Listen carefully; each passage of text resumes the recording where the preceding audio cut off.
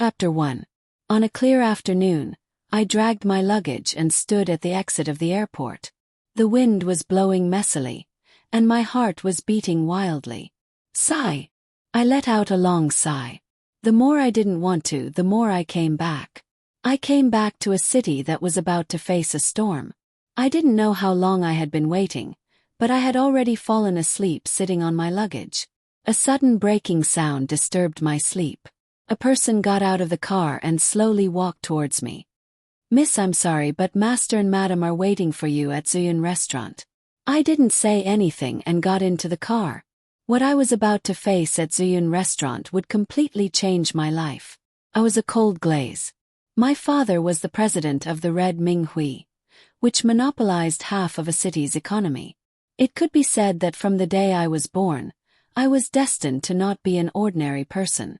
I couldn't live like an ordinary girl, I couldn't have friends, I couldn't enter a school, and I was taught to be heartless. My father said that I was to inherit his achievements and be the successor of the Red Ming Hui. In 20 years, I transformed from a childish child to the head of the North American Red Ming Hui branch. My father was very satisfied with my achievements. While I was meticulously managing the branch's business, I was summoned back by my father's urgent call. He didn't say anything but told me to come back and meet a few people on the other side. The other side that my father was talking about was the Kurosawa, which supported the other half of a city. Although the Kurosawa and our Red Ming Hui seemed to be harmonious on the surface, the struggle behind the scenes had lasted for several years. The Kurosawa had once stolen the entire entertainment industry from the Red Ming Hui, and our Red Ming Hui had also monopolized the food and beverage industry in a city. He didn't know what this sudden meeting meant in this seemingly united stalemate. With all these questions, I settled the branch's affairs and hurried back. I felt that the silence was too frightening. What came next was a storm that would catch everyone off guard. "Miss, we're here." The driver opened the car door, interrupting my thoughts. I got out of the car and walked into the lobby. As soon as he walked through the door, he saw the second master, Uncle Bai. "Ha ha ha, Shaoli, you've grown so big. You're finally back. Hurry up and go upstairs. Everyone's waiting for you." Uncle Bai smiled and walked towards me. "Uncle Bai, long time no see. Good child, let's go up." Uncle White pulled me to the second floor. "Uncle Bai, do you know why Dad called me back?" Unable to hold back my curiosity, I asked. "You'll understand in a moment. Remember, no matter what happens, you can't say anything. Let your father handle everything. If you open your mouth, you'll harm the entire Red Ming Hui." Uncle Bai's smiling face suddenly became serious. "Kept quiet." Uncle Bai's words made my heart tremble. What they were about to face was perhaps an unimaginable disaster. When we reached the door, Uncle Bai helped me straighten my clothes. He patted my head and said gently, "Shaoli, your father is doing this for you. Go in."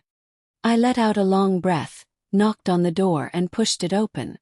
Standing at the door, I noticed that there were only 4 people sitting at the table. My father and mother, and the other 2 were a man and a woman who were about the same age as my parents. The 4 of them didn't talk to each other, and the quiet atmosphere made me feel awkward. "Shaoli, you're here. Come sit next to Mom."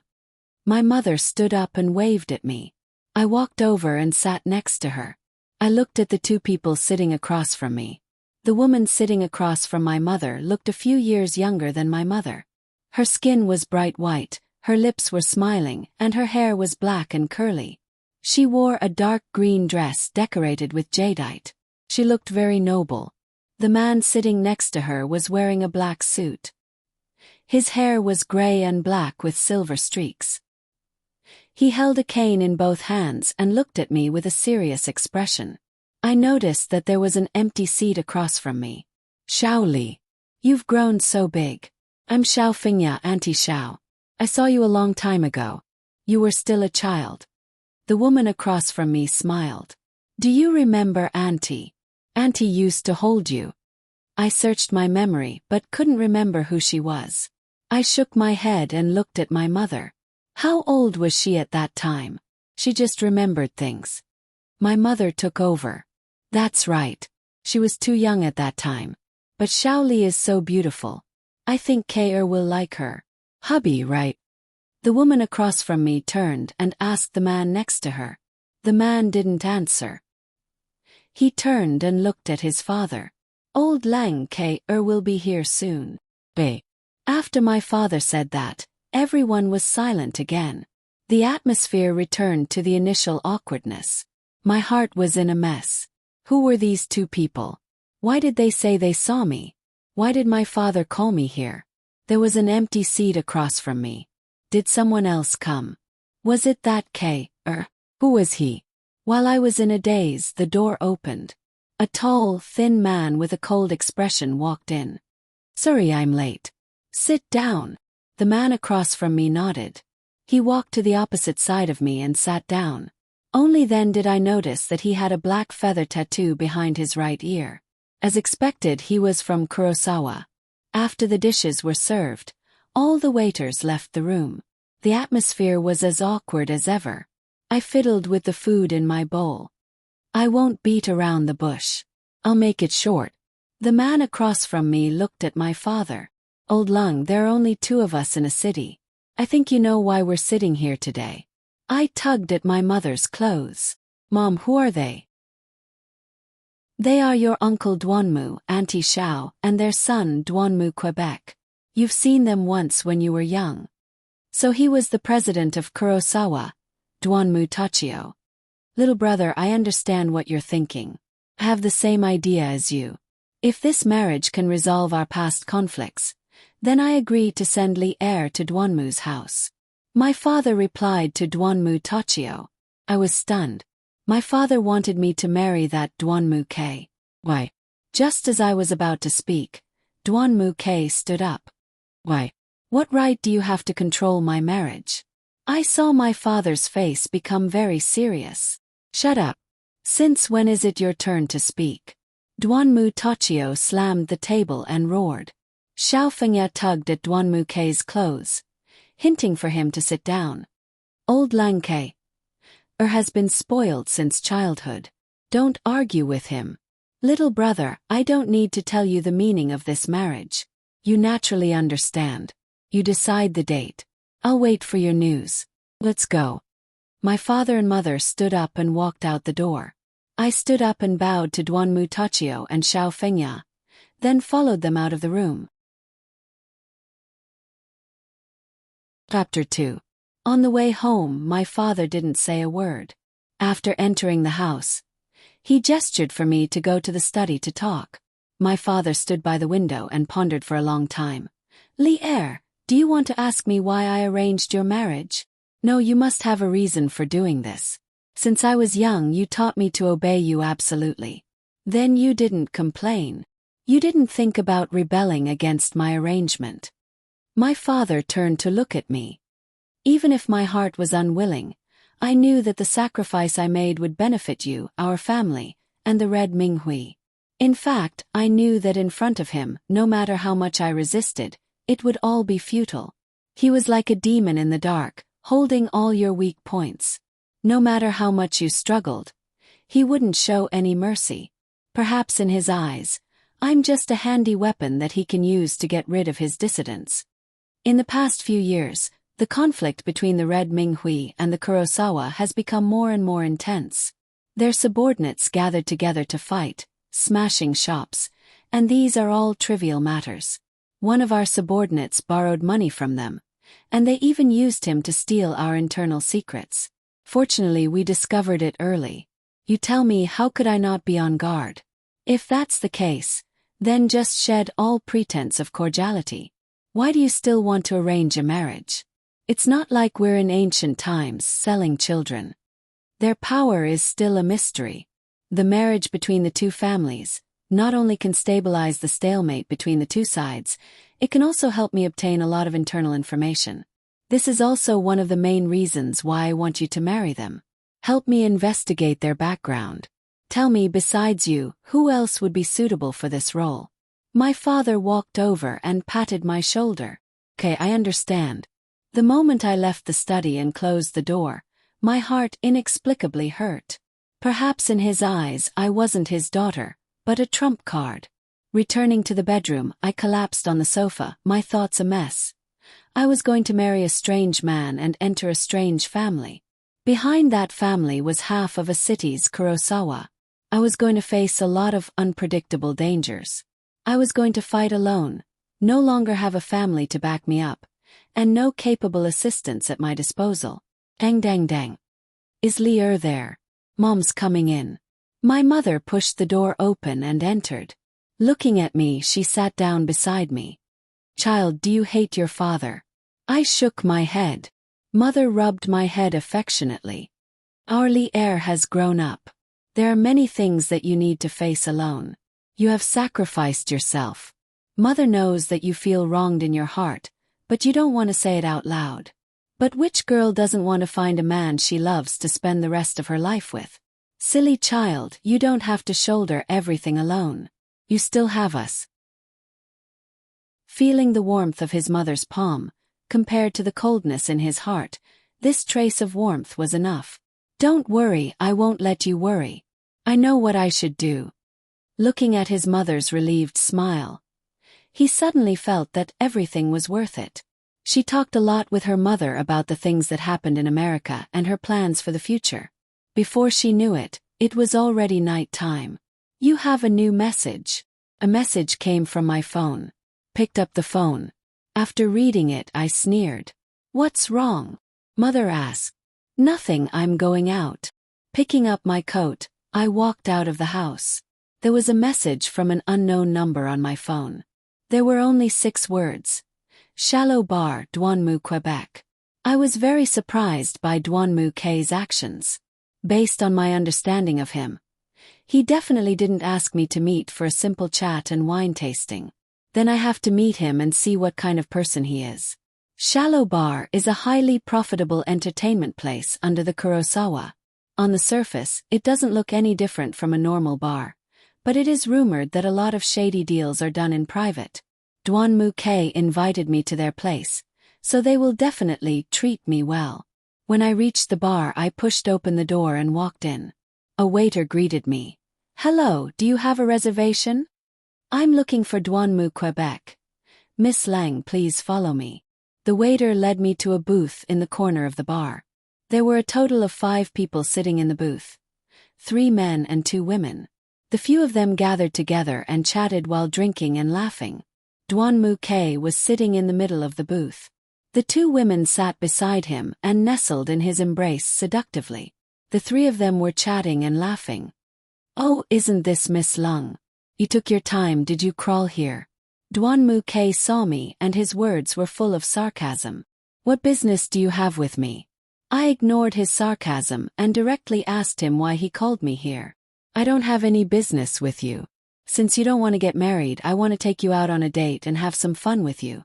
I really didn't want to see Douanmu K's evil face.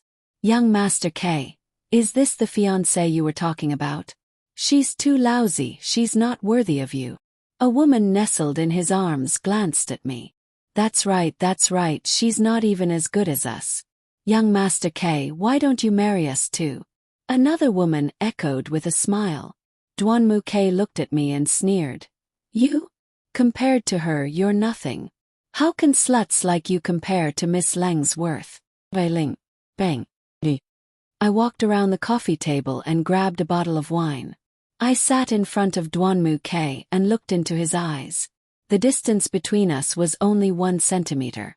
I could even feel the frequency of his breathing. I opened the bottle and drank the wine in 1 gulp. I wiped the corner of my mouth, looked into his eyes and asked, Tell me, how do you want to compete? Good, very good. Douanmu K clapped his hands and looked at me. He used his index finger to lift my face. As expected, a righteous face is much better looking. It's a pity that you have such a beautiful face. If you weren't a red Minghui, I might not hate you so much. Since you're so tactful, then I won't let you lose too badly. Do you know Killer? I shook off his hand and stood up. Anything is fine. Don't be so sure about winning or losing. Okay, don't say it so early. If you lose, then take a nude selfie and post it online with a caption. I, cold glaze, am a slut fed by Duanmu Quebec. How about that? I could feel Duanmu K's eyes were about to swallow me up. It was very uncomfortable. What if you lose? I asked. Duanmu K stood up. Ridiculous, how can I lose? Okay, if I lose, I'll ask my father to cancel the engagement and sign a contract with your Red Minghui. The contract will be as effective as the engagement. How about it? You don't have to marry me to get the result you want. Isn't that the result you want? Chapter 3. I'm sorry, but I don't have any interest in this so-called deal. If you lose, then chop off your hands and feed them to the dogs, I coldly replied. Ha ha ha, alright then it's decided. Don't go back on your word if you lose. Duanmu K's words were filled with shock. He probably didn't expect me to be such a cold-blooded person. The engagement wasn't important anymore. What was important was that I use the identity of Duanmu K's wife to fight my way into the Kurosawa. I will become the Red Minghui's most useful weapon against the Kurosawa. The girl sitting to Duanmu K's left said, Young Master K, isn't this bet a bit too much? What if we lose? With a slap, Duanmu K heavily slapped the woman's face. She fell to the ground. Another woman ran over to help her up and left with her tail between her legs. Duanmu K sat on the sofa and pointed to the person next to him. You, tell her the rules of killer. Also, go tell the waiter to prepare for a drinking contest. If we're going to play, then let's play big. The so-called killer is that each person has 18 different cocktails. Within a set amount of time, the first person to drink all 18 cocktails will win. These 18 cocktails are all extremely strong alcohol. From the first drink, rebirth, to the last drink, reincarnation, every step forward is a deep tempering of the soul. Rumor has it that the person who first developed killer was a murderer with more than 20 lives on his back. When he was waiting for death, he created killer. Every drink symbolizes a stage of self. Killer symbolizes from life to death. In the entire A city, there are very few people who can drink reincarnation. Duanmu K put out such a strong lineup. He must have made ample preparations. And I'm not good at drinking wine. I just drank a bottle and my head was already starting to feel dizzy. But I can't admit defeat. I have to stake my life on this bet. In the middle of the bar's hall was a stage.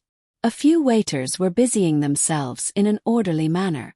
Some of the customers who were drinking in the bar also gathered around the stage. I leaned against a pillar at the side and calmed myself down. You don't have to be so stubborn. What good will it do you to go against him? A voice came from beside me.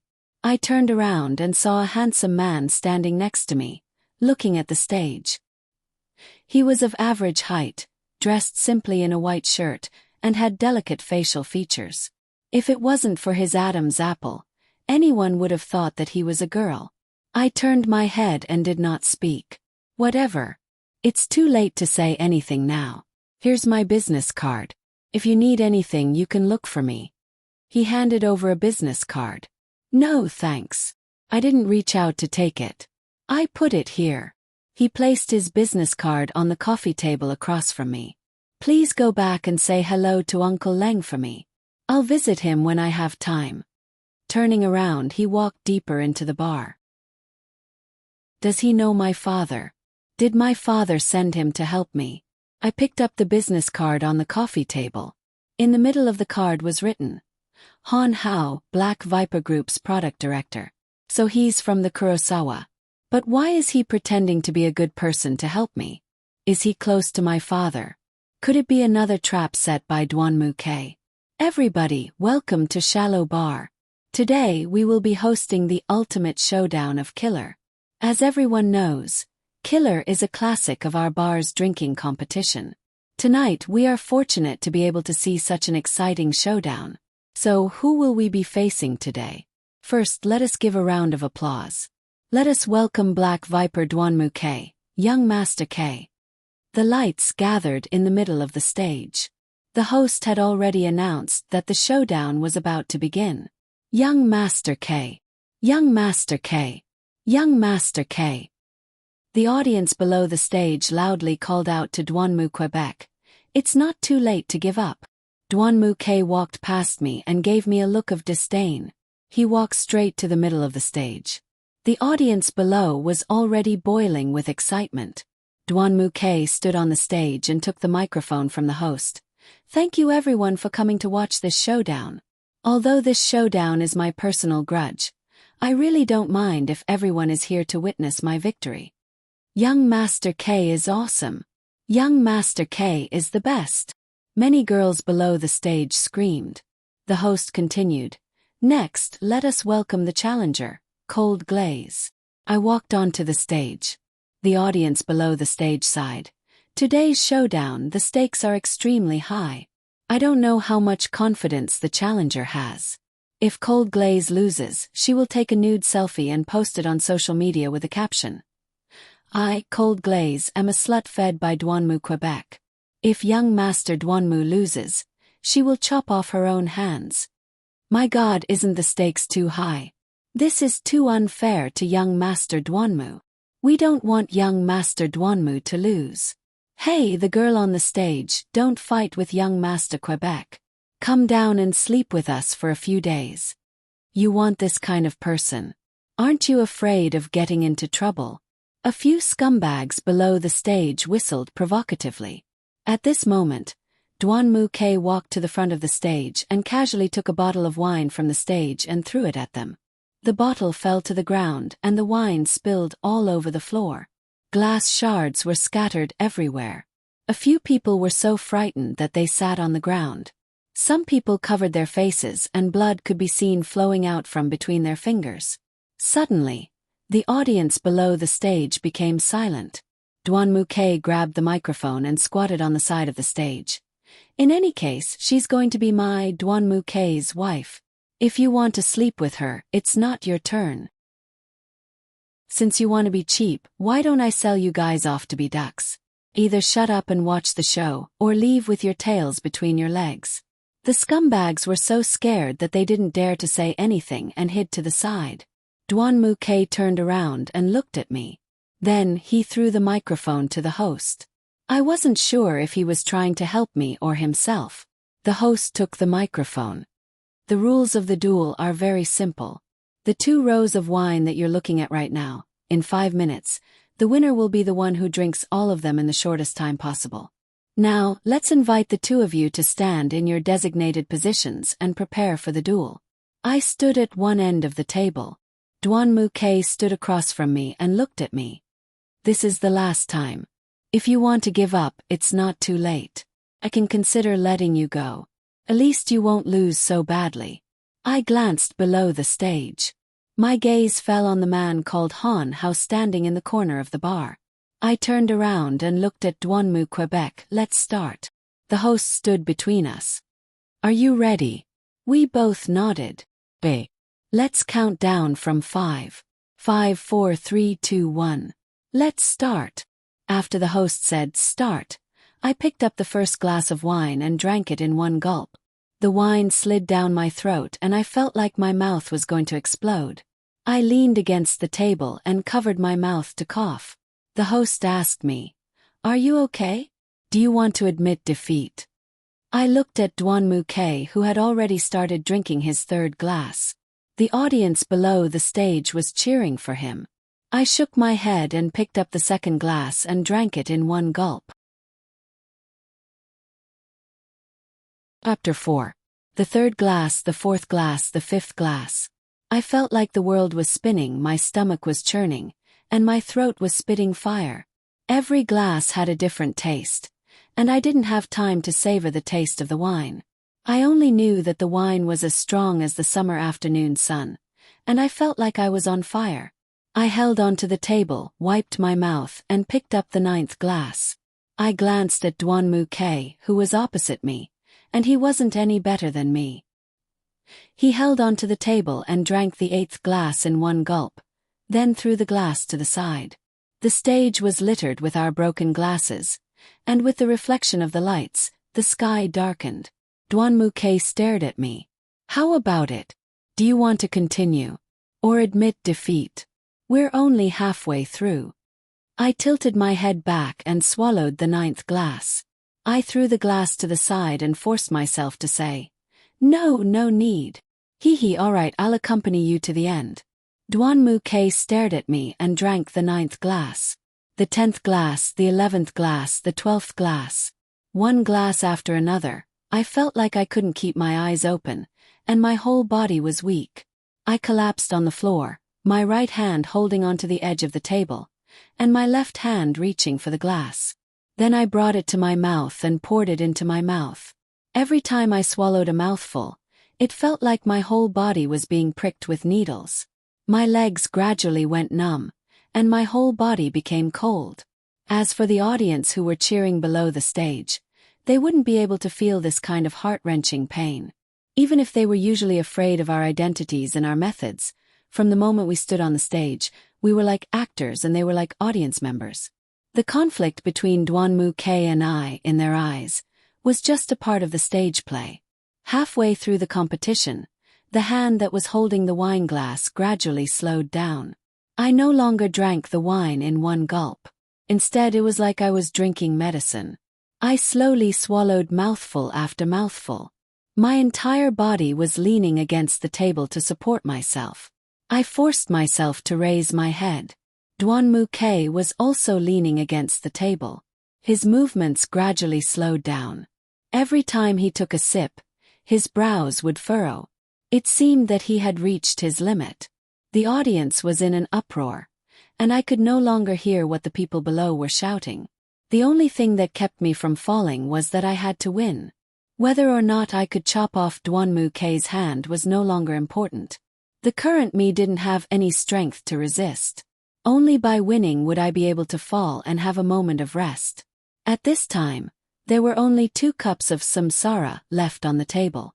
One for Duanmu K, and the other for me. Samsara.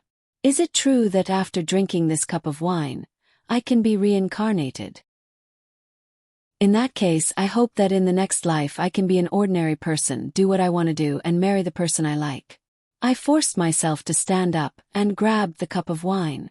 Although I felt that I couldn't swallow anything else, but in order to win against him, in order to preserve my dignity, I had to force myself to drink it. I picked up the cup and drank it in one gulp. Then I slammed the cup to the ground. What happened? 2 people at the same time. No way, how could there be such a coincidence? The audience's voices could be heard from the stage.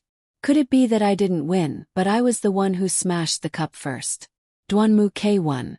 I looked at Duanmu Quebec. He was also leaning against the table and looking at me. It turned out that when I smashed the wine cup, Duanmu K also drank the last cup of wine and smashed the cup. Both of our cups fell to the ground at the same time.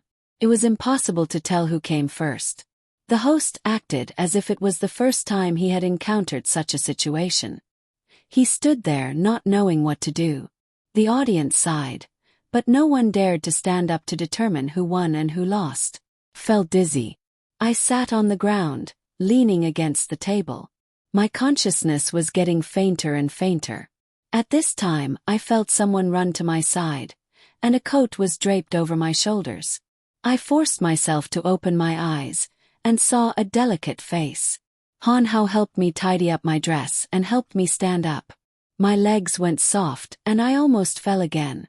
Han Hao took the opportunity to pull me into his arms. I was paralyzed in his arms. His body exuded a faint fragrance that made me feel very comfortable.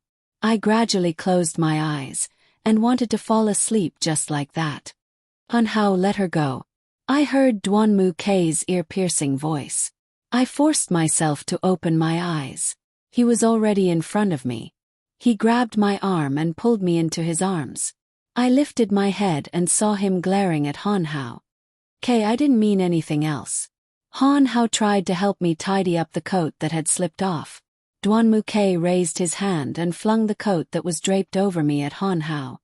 Han Hao, don't meddle in other people's business. She asked for it. Duanmu K pulled my arm and turned around to walk off the stage. I struggled, but Duanmu K's grip was very tight.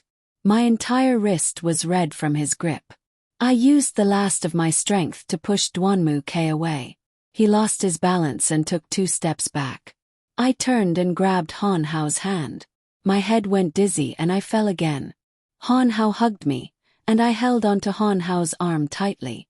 I said weakly, "Take me away." Then I lost consciousness. I didn't know how long I was in a daze, but I gradually opened my eyes. My head hurt so much that it felt like it was going to explode. I looked around. It was a familiar room with familiar decorations. I was already home. Just then my mother pushed the door open.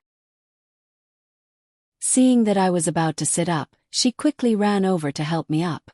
She poured me a glass of water and handed it to me. "You're awake. You scared your mother." My mother touched my forehead. "It's okay, Mom. How did I get back?" "When I was waiting for you at home, someone knocked on the door. Auntie Wang told me that you were back, and that there was a boy with you. I ran over and saw that it was Han Hao. I saw that he was holding you. You were unconscious in his arms, and you reeked of alcohol. I quickly asked him to bring you to your room. So it was Han Hao who brought me back. It seemed that he was a reliable person." "Mom, did he leave?" "I don't think so. After he settled you down, he went downstairs to the study to find your father." He knows my father." "His father and your father are good friends, but they rarely interact. His family has always had business dealings with Duanmu Kei's family." As expected, he was Kurosawa. Since his father and my father were good friends, he wouldn't torture me like Duanmu Kei did. I could even trust him. I got off the bed and put on a jacket. When I looked up, I saw that Han Hao had draped the jacket over my shoulders. I picked it up. "Mom, I'm going downstairs to take a look." "Go." I walked to the study. The door was half open. Through the crack, I saw Han Hao sitting across from my father. The two of them were talking and laughing. The atmosphere was harmonious. I knocked on the door. "Dad, it's me." Chapter 5. Come in. I pushed the door open. Han Hao turned around and saw me. He stood up and walked towards me. He touched my forehead with his hand. "How are you? Are you feeling better? Thank goodness you don't have a fever. When I brought you back, your face was very hot. Thank goodness you didn't catch a cold." Han Hao's hand was very warm. I didn't shake off his hand. "Oh, I'm fine. Lier, this is Han Hao. His father is my friend. Although they live in Kurosawa, they can be considered old friends of mine. You don't have to be so hostile. Besides, Hao helped you before." My father sensed my doubts. It turned out that while I was asleep, Han Hao had already told my father everything that had happened at Shallow Bar. "Uncle Lung, you're joking. This is what I should do. It's getting late. I should go back." Han Hao glanced at his watch and turned to look at me. "How about I ask Xiao Li to walk me to the door?" Okay. When you have time, you must bring your parents over to play." Han Hao smiled and nodded. Then he pulled me out. The night wind was still a little cold. I couldn't help but pull on my jacket. Han Hao walked silently beside me. I looked at him sideways.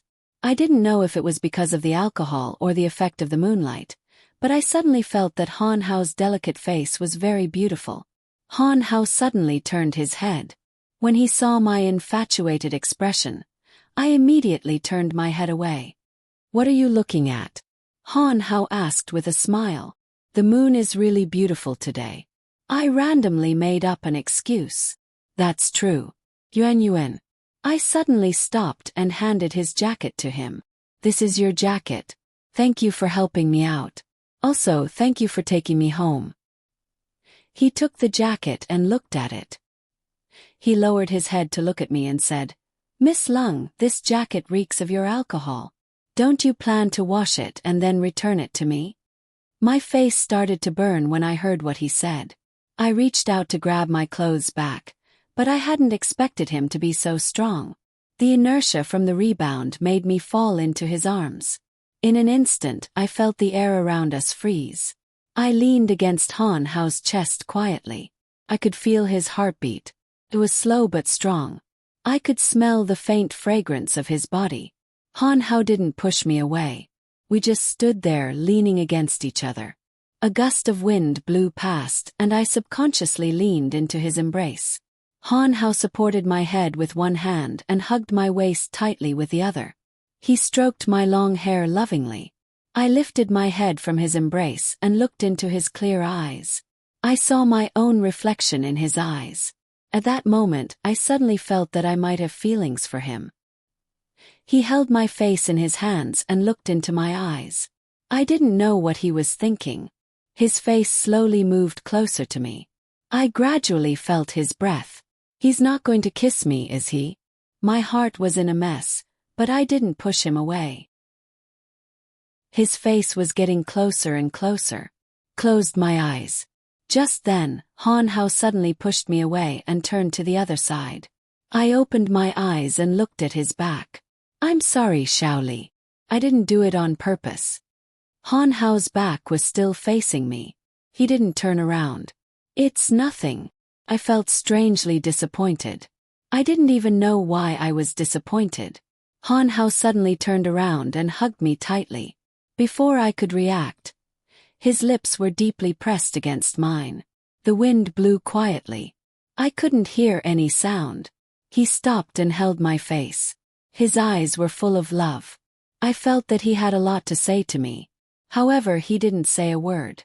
He turned around and disappeared at the end of the street. Time flies. Ever since that day, I haven't seen Han Hao again. Duanmu's family had set the wedding date for a month later, in late summer and early autumn. The whole family was nervously and orderly preparing for the wedding. I was very calm about this marriage that I didn't have any expectations for. Duanmu K and I's wedding photo shoot went smoothly. Maybe it was because of what happened at the bar. He seemed to be like me. He didn't resist this marriage contract that he couldn't resist. He chose to let nature take its course. Or maybe he was waiting for an opportunity to change everything. Every time I walked past the corner of the stairs, I could see Duanmu K and my wedding photo. That stiff style and that unnatural smile were particularly dazzling. When I was alone at night, I would quietly look at Han Hao's business card. I would recall that night, his kiss, his taste, and his eyes. If there was really love at first sight in this world, then I would definitely admit that the person I liked was him. Sometimes I would think how great it would be if Han Hao and Duanmu K swapped identities. At the very least, I could marry someone I liked, and not someone who shared a bed with a different dream because of any conflict of interest. I put Han Hao's business card at the bottom of my jewelry box. For the sake of Red Minghui, for my father, I decided to bury this feeling deep in my heart. The day of my wedding with Duanmu K had finally arrived. My father and some of the seniors of Red Minghui were receiving guests in the living room. I got up early to freshen up and put on my white wedding dress. My mother carefully tidied my hair. I suddenly felt that she had aged a lot overnight. I looked at myself in the mirror. They say that women are most beautiful on their wedding day. Who wouldn't want to show their most beautiful side to the person they love, and not to their enemies? My mother stroked my hair. Li Er is finally getting married today. Her eyes were filled with tears. Mom, I will be fine. I held my mother's hand and comforted her. She was probably the person who didn't want me to marry. At this time, Auntie Wang stood at the door and knocked. Madam, Miss, Duanmu K's family is here to pick you up. My mother looked at me and patted my shoulder. I will go down and greet them. You can come down when you are ready. She turned and left with Auntie Wang. I was the only one left in the room. I took out Han Hao's business card from the jewelry box and gently stroked his name. I really hoped to see him one more time before I went to Duanmu K's house. Even though I had his business card and his contact information, I didn't have the courage to call him. I also didn't know what to say if I called him. Helplessly, I put the business card back. I opened the door and walked out. I chose to endure everything that was about to happen. I walked to the top of the stairs and looked down.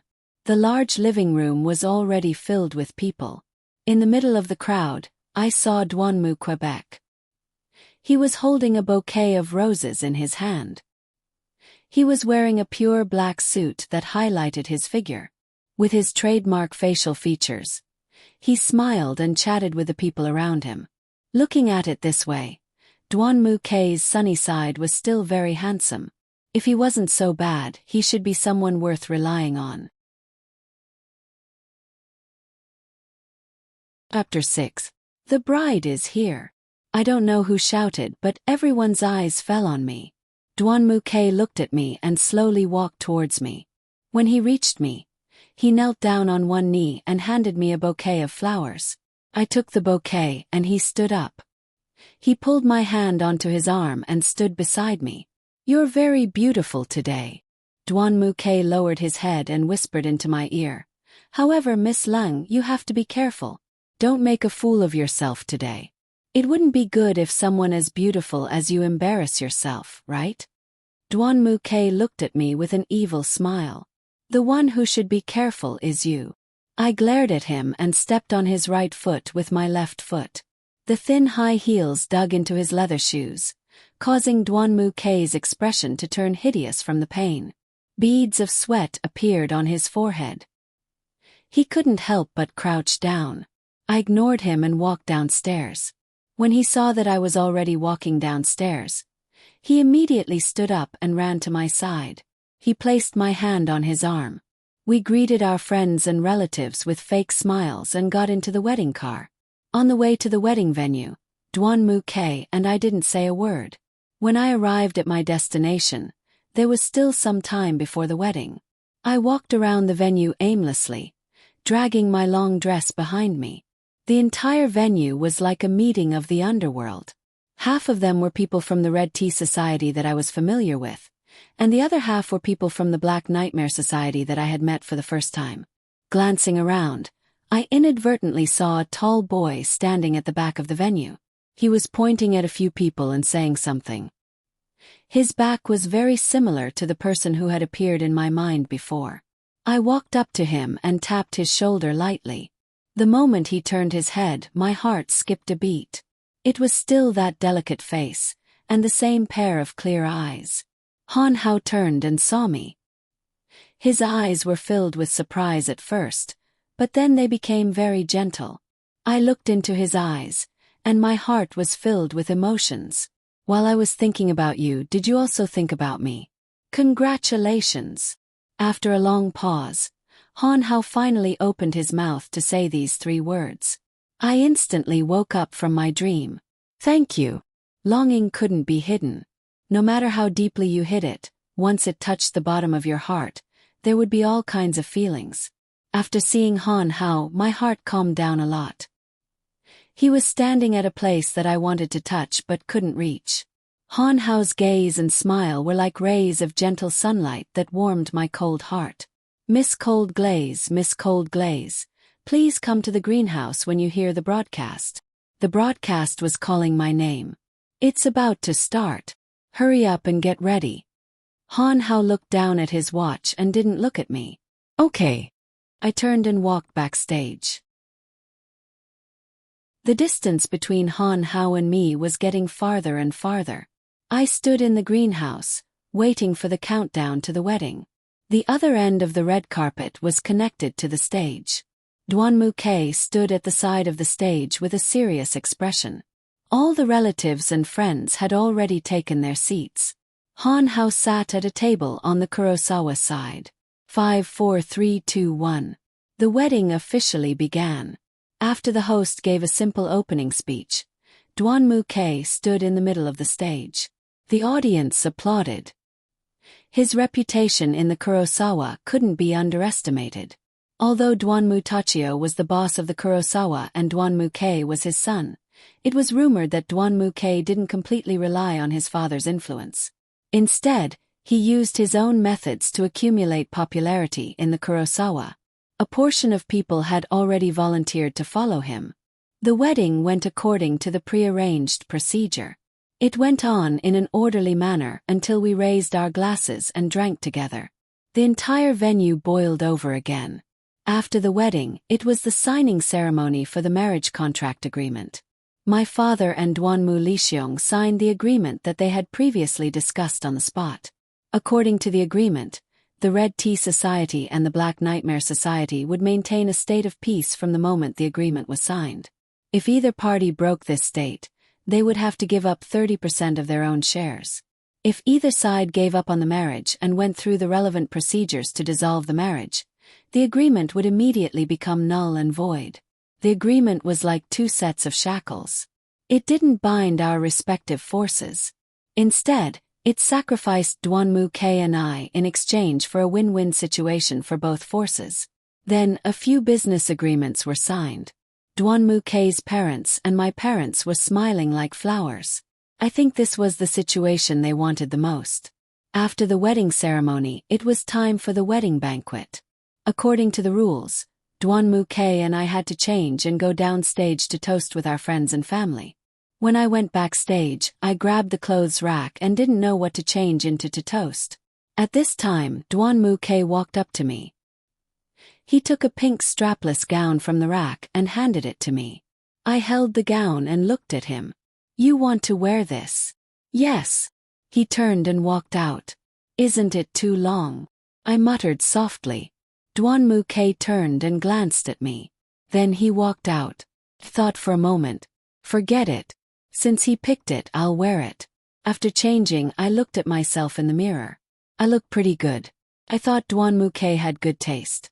The gown was a little too big, but it didn't affect anything. I just had to be careful. I tidied up the hem of my dress and walked out with a glass of wine. Duanmu K was standing at the door. I tapped his arm. He turned and looked at me. He looked me up and down. "Let's go." I followed him and started to toast table after table. Halfway through the toast, Duanmu K's face became redder and redder. I didn't know if he was really stupid or just pretending to be stupid. When someone toasted him, he drank a glass. After half of the banquet, he drank a lot. I held his arm. No matter how much I hated him, I had to continue acting. At this time, we arrived at a table on the Kurosawa side. The people at the table stood up. Someone next to me tapped my shoulder. Then I saw that the person standing next to me was Han Hao. I was so focused on supporting Duanmu K that I didn't see him. It turned out that we had arrived at his table. Han Hao smiled at me. "Haha, so you guys are sitting here. I was wondering why I didn't see you for so long." Duanmu K shook off my arm and put it on the shoulder of the guy next to him. "Duanmu K, congratulations. You entered the tomb of marriage earlier than us. Brat, you're good." The guy Duanmu K put his arm on laughed. "Don't laugh at me. Come, let me introduce you. This is your future sister-in-law, Cold Glaze." Duanmu K's voice suddenly changed. "Let me tell you a secret. She's the future head of the Red Minghui. She's not to be trifled with."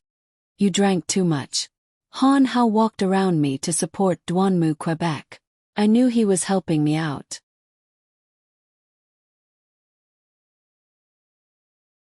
Chapter 7. Let go of me, Han Hao. I'm not drunk. Duanmu K flung Han Hao's hand away. Perhaps he had used too much force, but Han Hao lost his balance and took 2 steps back. He stepped on the hem of my dress, and I instinctively dodged.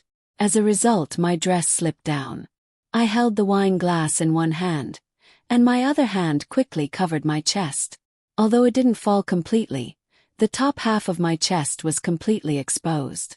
Just as I was about to lose my grip, Han Hao suddenly turned around and hugged me. He used his body to shield me from the awkward situation. The audience gasped. Han Hao quickly took off his jacket and put it on me. He buttoned it up and I stood there dumbly. "Han Hao!" Duanmu K pushed Han Hao's shoulder. Han Hao looked at him but didn't say anything. He turned around and left the venue. Just like last time, he didn't say a word and left quietly. I glared at Duanmu K fiercely and walked backstage. He didn't say a word and followed me into the dressing room backstage. Duanmu K turned around and closed the door. I turned around and looked at him. I reached out and slapped his face. He didn't have time to dodge, and the slap landed heavily on his face. Duanmu K covered his face and looked at me. He seemed to be more sober than before. I walked up to him and grabbed his collar. Duan Muke, don't go overboard. I can tolerate you once or twice, but that doesn't mean I have a good temper. If it wasn't for my father, I would have killed you long ago. I pushed him hard and he took 2 steps back. He covered his face and laughed. What are you laughing at? You've finally revealed your true nature. Since you're so dissatisfied with me, why don't you just say it? He approached me slowly and I retreated step by step until I reached the wall. He propped his hand against the wall and looked at me. Lingyu Li, I regret it now. In the past, I tortured you to make you give up on the engagement. Since you are not afraid of death, I will torture you even more. I gave him another slap. He sneered and pressed me against the wall.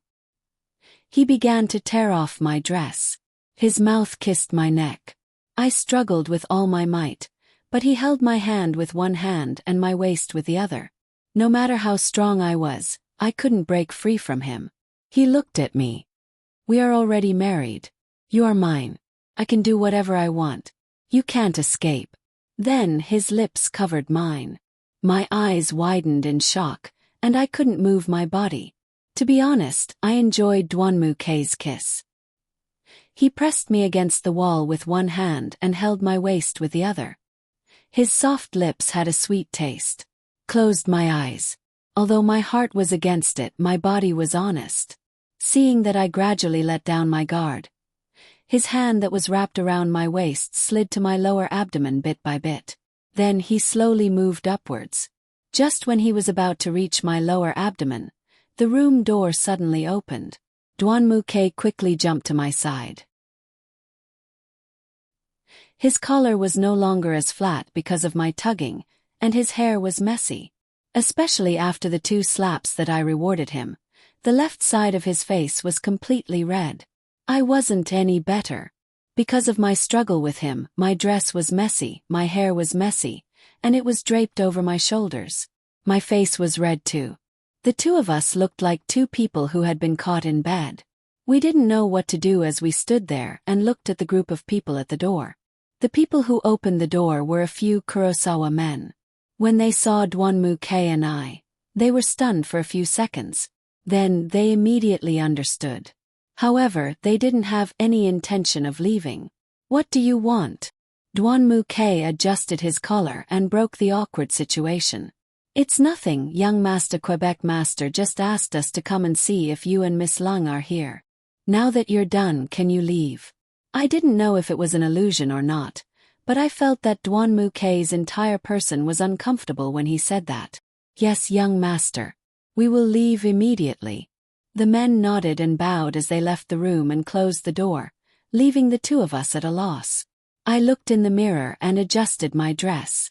I was still wearing Han Hao's jacket. Touching his clothes, I could still smell the faint scent of his body. Thinking about how he had helped me out and protected me time and time again, and thinking about his tender eyes, I couldn't help but laugh. Duan Muke looked at my infatuated face and instantly darkened. Cold glaze, take off that jacket. I instantly woke up from my sweet dream.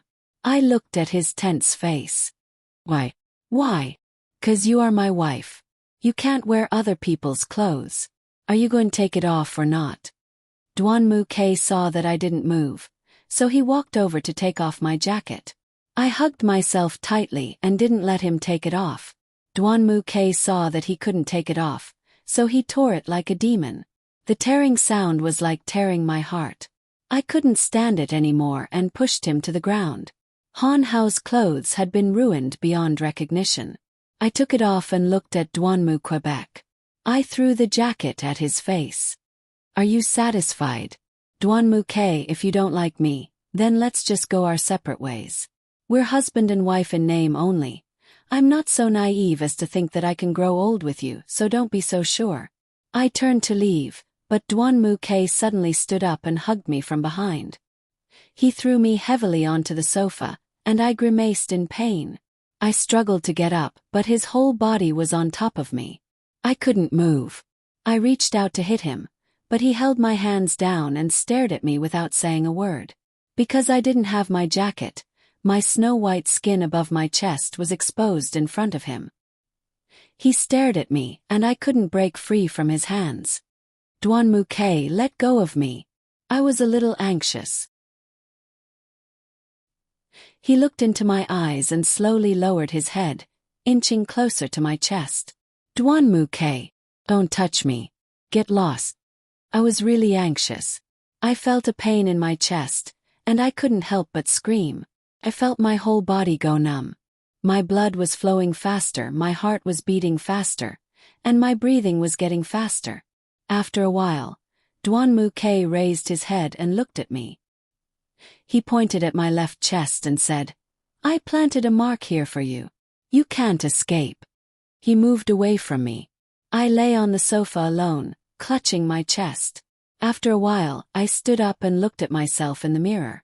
There was a red mark that was slightly smaller than a coin on my left chest. My face instantly turned red. Isn't this the legendary strawberry plant? Chapter 8. I lowered my head and stood in front of the mirror. 10,000 alpacas were galloping in my heart. I couldn't describe this feeling. I wanted to throw a tantrum, but I couldn't. Suddenly, Duanmu-ke hugged me from behind.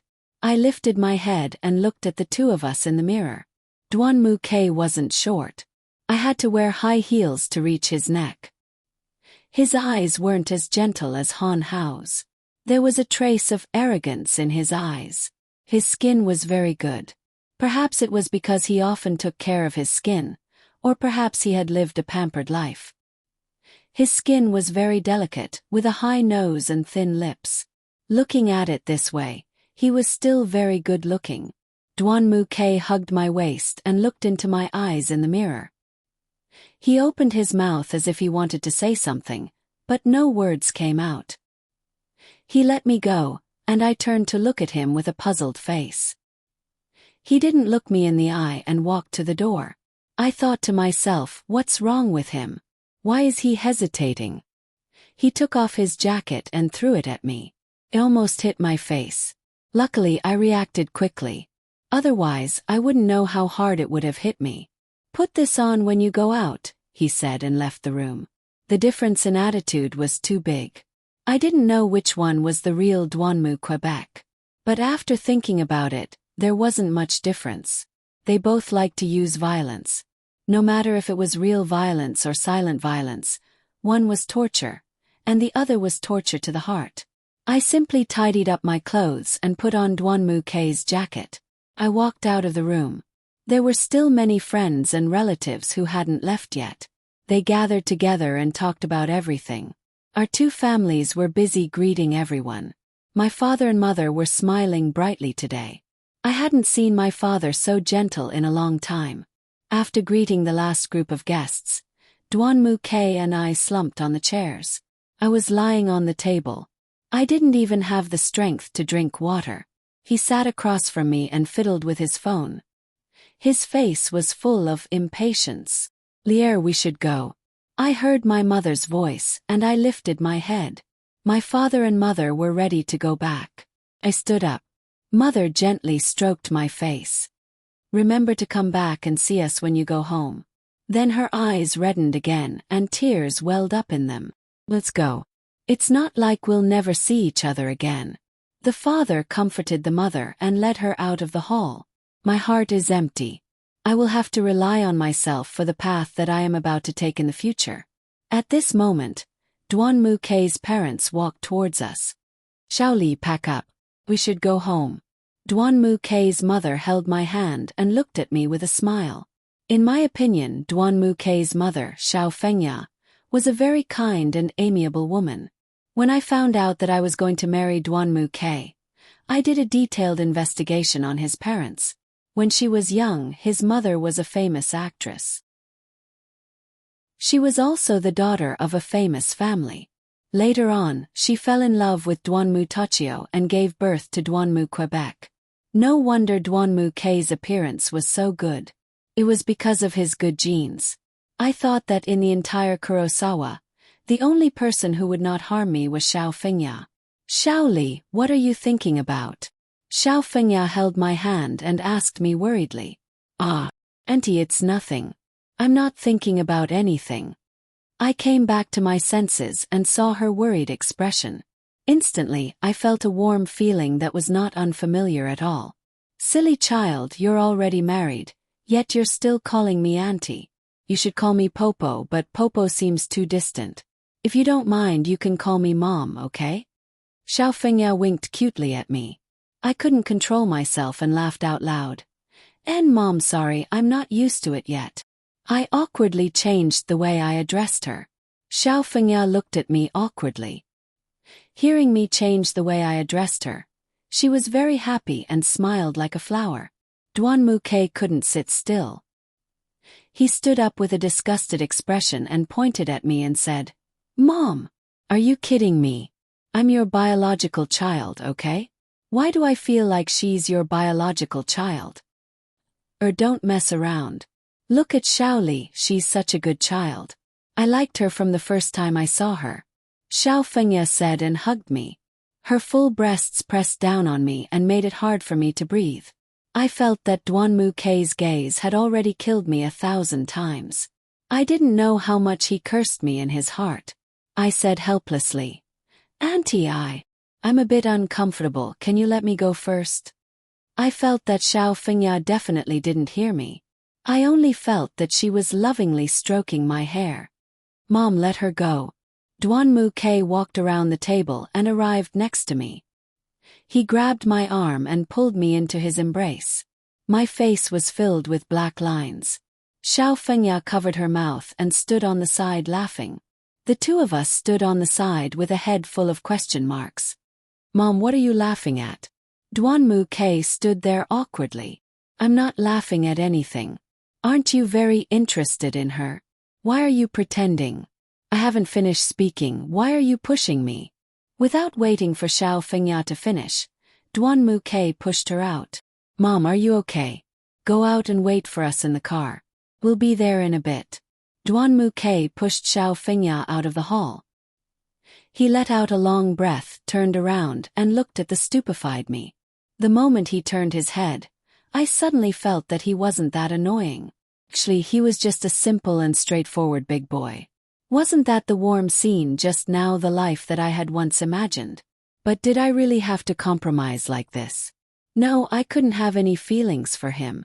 No matter how outstanding he was, it would never be possible between him and me. Duanmu Ke walked in front of me. His face was a little red. He didn't look me in the eyes. Don't listen to my mom's nonsense. But to be honest, I did hate that marriage contract. Hated you. That's why I tortured you. I thought about resisting, but I still ended up here. So let nature take its course. I looked at him quietly. I had guessed these words before. Duanmu Ke was right. Let nature take its course. I only hoped that I could get the information my father wanted from Duanmu Ke's house. As long as I could contribute to Red Minghui, it would be enough. It's okay. I didn't want to be tied down by someone I wouldn't give my feelings to. I opened Duanmu Ke's gentleness to me in my mind. Confirm, delete. Okay, let's go. Mom and Dad are waiting for us. I followed Duanmu Ke's footsteps to the entrance of the hall. I turned around and looked at the red carpet, the beautiful stage, and the neat tables. Everything that happened here was like a dream. Chapter 9. After leaving the venue, I followed Duanmu Ke into the car. We sped all the way to the Duanmu family's mansion. When we were about to reach the mansion's entrance, we saw a row of people standing there to welcome us from afar. The car stopped at the entrance and I got off. There really were a lot of servants. Xiao Fengya walked over and pulled my hand towards the front door. Master. Madam. Young master. Young madam. The people standing in line to greet us shouted enthusiastically. We walked through the front door and into the living room. Duanmu's home was decorated in a pure Chinese style. As soon as we arrived, Duanmu Tachio led a few people into a room. I guess that was his study. It should also be the place I investigated. Duanmu Ke walked into the living room in front of me and sat down on the sofa. He picked up a book on the coffee table and started to read, ignoring me. Xiao Fengya, on the other hand, didn't mind showing me around and showing me around. Xiao Li, come. This will be your home from now on. On your left is the kitchen, storage room, bathroom, and the servants' lounge. The room his dad just went into is the study. Although he always works there, or sometimes uses it. If you want to look for information, you can go there. It doesn't seem appropriate for me to go, I said tentatively. She was stunned for a moment, then smiled and said to me, "What's inappropriate? We're family. Come, let's go upstairs." With that, she pulled me upstairs. "And Xiao, you're back." A crisp voice reached my ears. I raised my head and saw a skinny girl standing there looking at me. "Yes, we're back. You came just in time. This is Cold Glaze. You can call her sister-in-law from now on." Xiao Fengya turned to me and smiled. "Xiao Li, this is Yuexin. Hello." I nodded to her. She didn't say anything and just looked at me with a smile. "Okay, you go do your own thing. I'll show Xiao Li around." Xiao Fengya pulled my hand and walked around her. I intentionally glanced at her from the corner of my eyes. She also turned to look at me with a serious expression. When we reached the second floor, Xiao Fengya pointed to the room facing the stairs and said to me, "Xiao Li, guess whose room this is? If you guess right, you'll get a reward. It can't be my Duanmu K's and my room, right? Xiao Li, you're so smart, come open and see." I opened the door and a beautiful and exquisite room came into view. There were 2 floor-to-ceiling windows in the room. The afternoon sun shone into the room and the whole room was warm. There was a large European-style bed in the middle of the room and all the furniture. I opened the wardrobe and saw women's clothes on the left and men's clothes on the right. I turned to look at Xiao Fengya. "Really, Xiao Li? Are you satisfied? I didn't know what you like, so I asked your mother for your size. I arranged it according to the style you young people like." "Thank you, Mom." Xiao Fengya's kindness made my heart feel warm. "You rest first. I'll send someone to call you when dinner is ready." Then she closed the door and left. I sat on the chair by the window and stared blankly at the scenery outside. I thought about everything that had happened today. It was just like a movie. I was a little tired, so I leaned on the table and closed my eyes. If you want to sleep, sleep on the bed. You don't want to sleep when there's a bed. I heard the door open and Duanmu K's cold voice followed. I opened my eyes and saw him leaning against the door. I glanced at him and turned away, ignoring him. "I'm speechless," he muttered. Then there was a series of footsteps. I ignored them. Suddenly, I felt someone hugging my waist. I turned to look at Duanmu K, who was squatting down and trying to hug me. "What are you doing?" I pushed Duanmu K away with all my strength. "I told you to sleep on the bed." He suddenly picked me up. He didn't care how hard I struggled and threw me onto the bed. He turned around and took off my shoes. Then he grabbed the blanket and stuffed me under it. The bed was soft and definitely had a hypnotic effect. I started to feel sleepy and yawned. When I looked up, I saw Duanmu K had taken off his shirt and his back was facing me. He was about to take off his pants. I immediately covered my eyes. "Duanmu K, what are you doing? Why are you taking off your clothes?" I shouted at him. "I say, Miss Lung, look at what you've done to me today. Look at my clothes." Duanmu K casually tossed his shirt next to me. "Then why don't you go to the toilet and change?" I grabbed the shirt and was about to throw it at him. Suddenly, he jumped onto the bed and pressed me under his body. It was the 3rd time today. My face turned red. Duanmu K's body was very good. Maybe it was because he often exercised, but his muscles were very smooth. I didn't know where to look and kept looking around. "What are you looking at?" "Nothing. I don't know what to look at." "If you don't know what to look at, then look at me." Duanmu K put his hand on my face and we looked at each other again. We were so close that I could feel his breathing and his heartbeat. I felt my face turn even redder. "Why is your face so red? Did you drink?" This idiot's question made me want to beat him up again. What did I drink? Without waiting for me to finish my sentence, Duan Mu Kei's lips once again deeply kissed mine. I couldn't resist again. That sweet kiss was like a deadly poison. I couldn't resist. I thought he could hear my heartbeat so fast that I couldn't control it. There's no smell of alcohol. Looks like you didn't drink too much. He got off my body. I opened my eyes and looked at the ceiling. My mind was in a mess. I turned my head and looked at Duanmu Quebec. He had just taken off his pants, leaving only his underwear.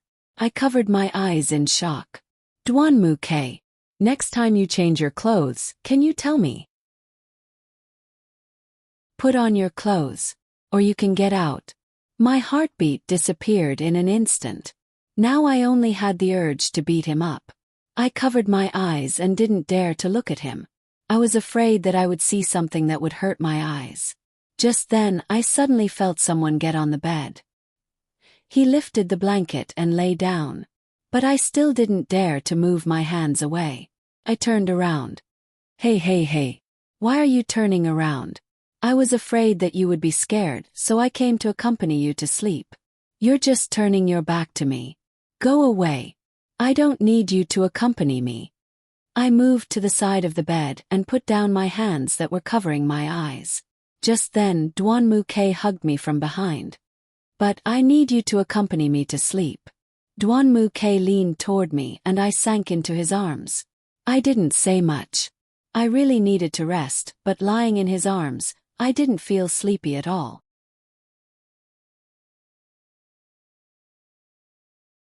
Chapter 10. Leaning against Duanmu Kei's chest, I could feel his strong heartbeat and his soft breathing. I was tired from lying in the same position, so I turned around and saw Duanmu Kei's handsome face. The way he slept was different from how he usually was. He was very quiet like a child. I studied his face carefully and was mesmerized. Actually, Duanmu Kei and Han Hao weren't bad, but they had different personalities. One was quieter, while the other was colder. Just as I was thinking, he suddenly opened his eyes, which made me shiver. Why aren't you sleeping? Duanmu Kei asked in a low voice. I couldn't think of a word to answer him. What? Oh, go to sleep. Duanmu Kei said and pulled me into his arms. My face was pressed against his chest, and I could smell Duanmu Kei's faint body fragrance. My hand was on his chest, and my delicate skin could feel the rise and fall of his breath. I didn't feel uncomfortable in his arms at all. It was as if I was used to it. I leaned against his chest quietly and felt very comfortable. I didn't know why, but I suddenly felt sleepy. I slowly closed my eyes and fell into a deep sleep in Duanmu Kei's arms. Maybe I was too tired, but I slept too soundly. I didn't know how long I slept. When I woke up, the moon was high in the sky outside the window, and the streetlights were on. The room was dark, and Duanmu Kei wasn't next to me.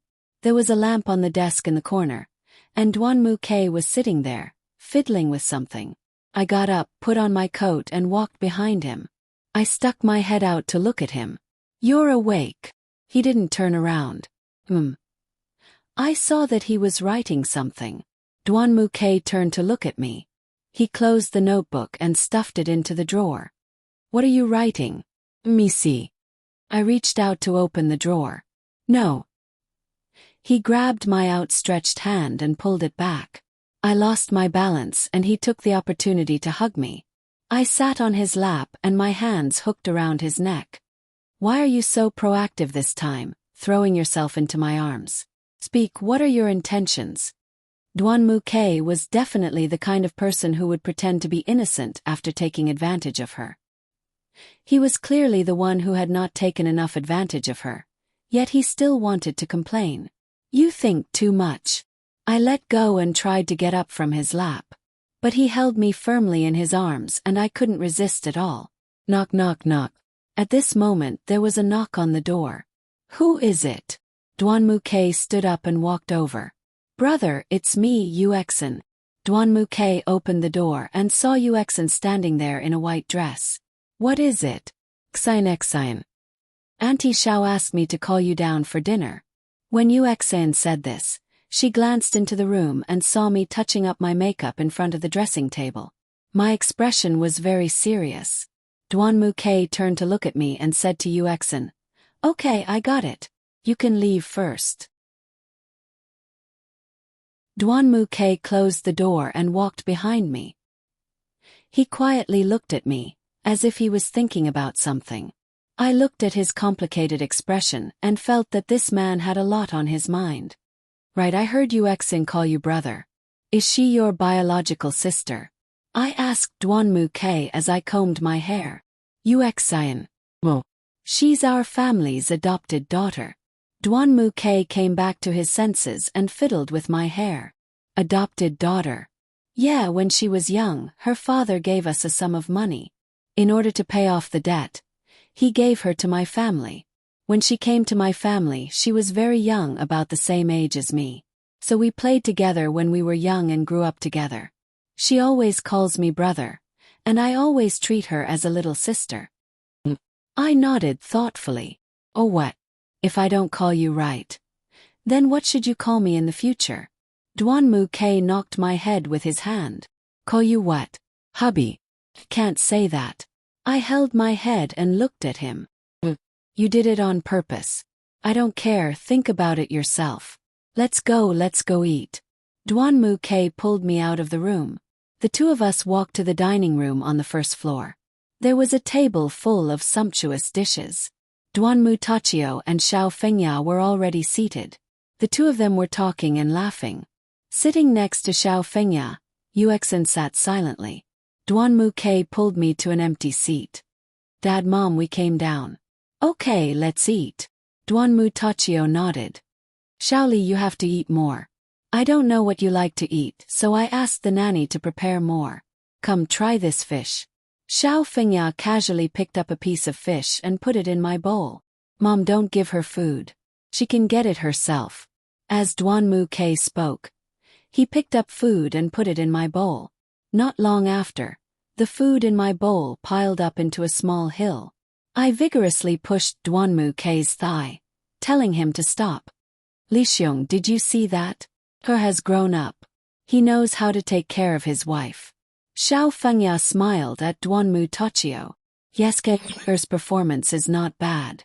Duanmu Tachio also agreed. I stood up embarrassed. I picked up a prawn and put it in Duanmu Tachio's bowl. "Dad, you eat." I also picked up a prawn and put it in Xiao Fengya's bowl. "Mom, you eat too." I turned to look at Duanmu K, who had an expectant look on his face. I picked up a prawn and put it in his bowl. "Here, yours." No, it's missing something." Duanmu K put the prawn back. Then he said to me, "What's missing? Let's do it again." I immediately understood Duanmu K's meaning. I picked up a prawn and put it in my bowl. In a coquettish voice I said, "Hubby, eat prawn." When Duanmu Tachio and Xiao Fengya heard this, they also understood. Everyone laughed. Only Yuexin kept a straight face as she ate. I picked up a prawn and put it in her bowl. Exine, eat more." I smiled at her. "Thank you." Yuexin didn't even raise her head as she ate. Exine, Auntie already told you. In the future you have to call Xiaoli sister-in-law. Look at how good your sister-in-law is. Xiao Fengya stopped smiling. "Mom, don't talk about Exine. Hurry up and eat." Duanmu K took over. At this time, Yuexin raised her head and looked at Duanmu K with a gratified expression. "Mom, it's okay. I'm not familiar with Exine right now. It'll be better in the future." I tried to smooth things over. Exine's strange personality immediately attracted my attention. She was definitely hiding something deep inside her heart. Okay. Since Xiaoli said so, then forget it. Let's continue eating." I looked at Yuexin, who was sitting across from me. She looked at Duanmu K, then looked at me. Then she lowered her head and continued eating.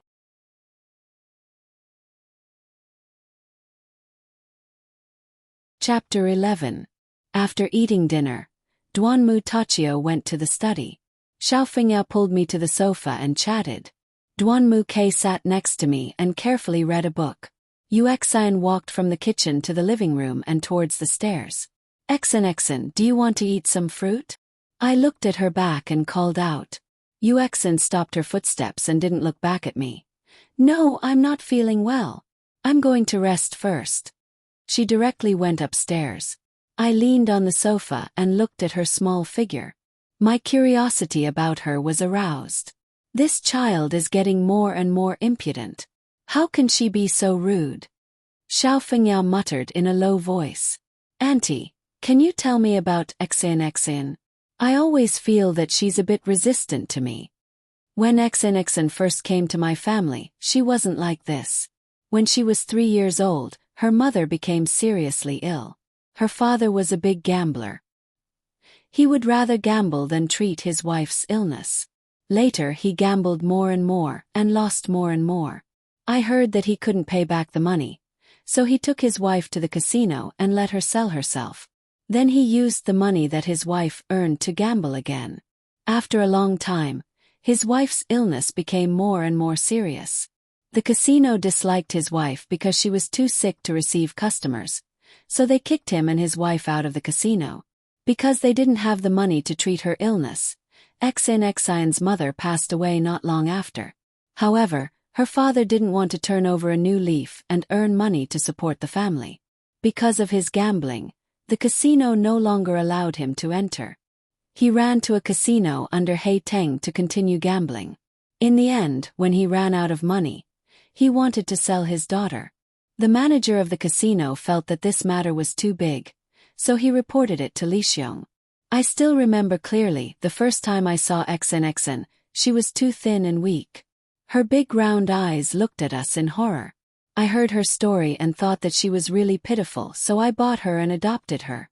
I wanted to wait for her to grow up and find a good family for her. It could be considered a good deed. It seems that Xin was also a pitiful child. No wonder she was so lonely and cold. Maybe she was afraid that others would harm her. Mom, why are you telling her these things? How long had it been since then? This will make Xin sad again. Duanmu put down the book and looked up at Xiao Fengya and I. His face was full of dissatisfaction. You didn't say anything. Xiao Fengya glared at Duanmu Quebec. Okay, Mom, in a few days Duanmu and I will be going on our honeymoon. Let's find some time to go shopping. I cleverly changed the subject. Xiao Fengya started to tell me which brand of clothes were new and which brand of cosmetics was the best. I smiled and agreed. Bang, bang, bang. Someone knocked on the door. The few of us looked at the door. The housekeeper opened the door and a very familiar figure entered. Unhao, why are you here? Duanmu turned his head and asked Han Hao while flipping through his book. Hello, Auntie Xiao. Duanmu, my dad asked me to bring a document to my uncle. He said it was urgent, so I came. Han Hao smiled at me. His smile was so sweet that I smiled back. Duanmu raised his head and saw us smiling at each other. He closed his book and stood up. My dad is in the study. You can go now. Mom, I'm going upstairs. He walked to my side and lowered his head to whisper into my ear. Wifey, when we're done talking with Mom, you should come up early.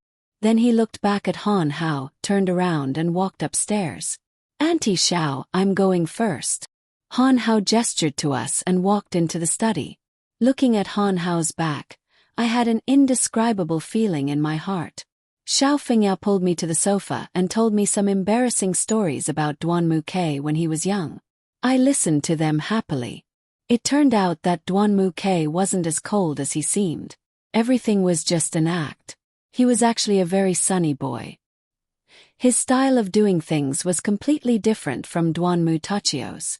In Xiao Fengya's words, although he inherited their genes, his personality was completely nurtured. He was resolute and would do whatever he wanted to do. After a while I heard the study door open.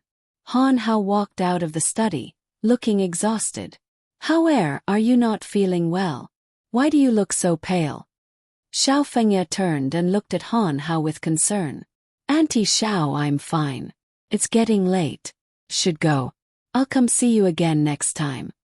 Han Hao waved his hand and walked out of the door. Mom, I'll see him out. Xiao Fengya nodded, and I followed him out. The development of the plot was always surprisingly similar. The last time I saw him off was after he helped me get home. This time I saw him off after I got married. The two of us slowly walked on the road to the door. We didn't say a word, but I could feel that his heart wasn't calm. Thank you for helping me out today, I said softly. It's nothing. Anyone would have done the same at that time. Are you sure? I stopped in my tracks. Han Hao also stopped after taking 2 steps.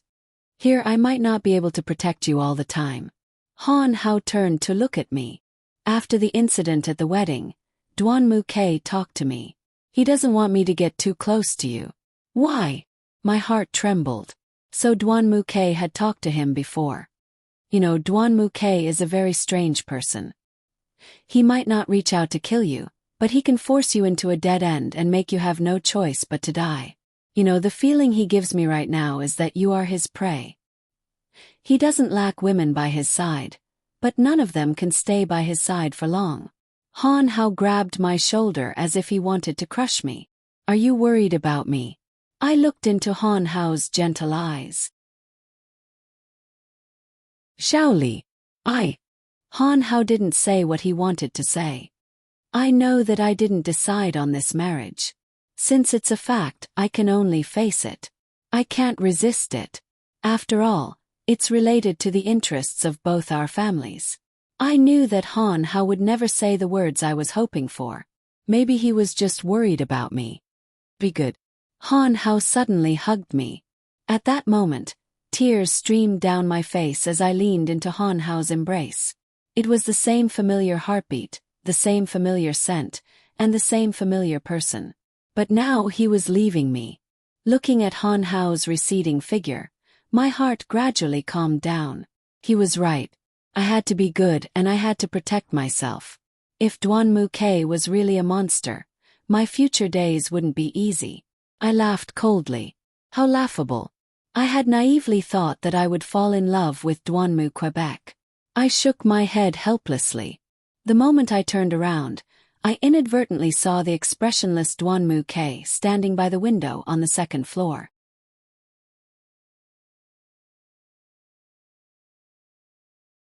Chapter 12. Seeing Duan Muke, I was shocked. But then I saw his cold eyes and thought about what Han Hao had said to me. Duan Muke probably thought there was something going on between Han Hao and me. I walked back into the house.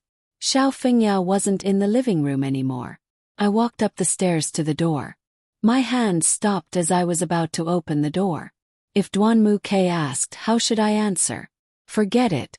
I didn't want to think about it. I opened the door and saw Duan Muke standing in front of the window with his back to the door. I walked in and closed the door behind me. I didn't plan to talk to him. I opened the wardrobe and took out my pajamas.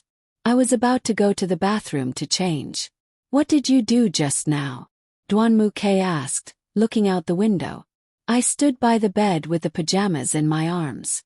Han Hao finished his business and sent him off. Duan Muke turned to look at me. Since when was it your turn to send him off? He helped me out today. I wanted to thank him. I felt that Duan Muke's eyes weren't normal. Do you need a hug to thank him? He walked towards me and stood in front of me. Subconsciously, I took a step back. As a result, I lost my balance and sat on the bed. I didn't say a word. I just looked at him quietly. It seemed that he was angry. Do I need a hug to apologize? Why did he hug you?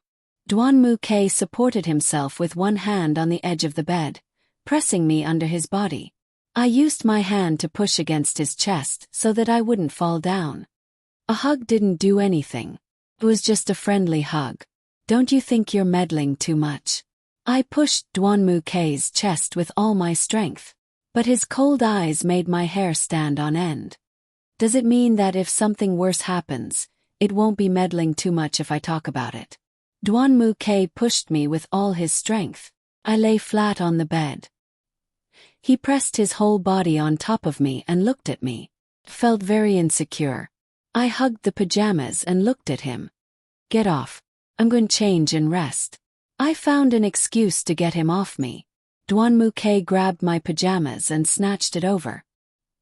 He stood in front of me, glaring at me fiercely as he tore my pajamas in front of me. What are you doing? I sat up. Duanmuke threw the torn pajamas on the floor and pushed me down again. I couldn't move as he was on top of me.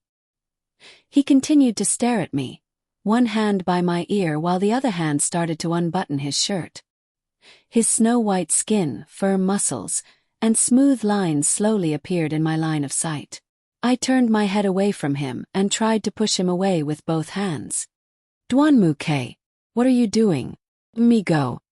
Duanmuke held my face with his hand. I realized that his upper body was completely naked in front of me. His eyes weren't as cold as before. There was even a hint of gentleness. He looked at me quietly.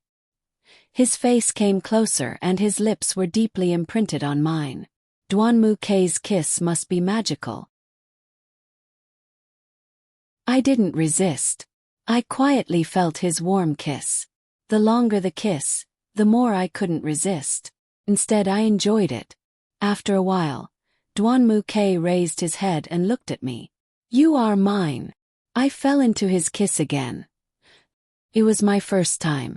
I looked at the handsome man in front of me. I couldn't remember all the bad things he had done to me in the past. It was as if I had lost my memory. I could only remember his passion and tenderness towards me in one day. Finally, on this night, I gave my body to this man. After a round of passion, I lay in Duanmuke's arms and fell into a light sleep. As I recalled the wonderful things that had just happened, I blushed shyly. Duanmuke didn't fall asleep. He played with my hair. I didn't know what he was thinking. Shaoli, do you think I am a good man?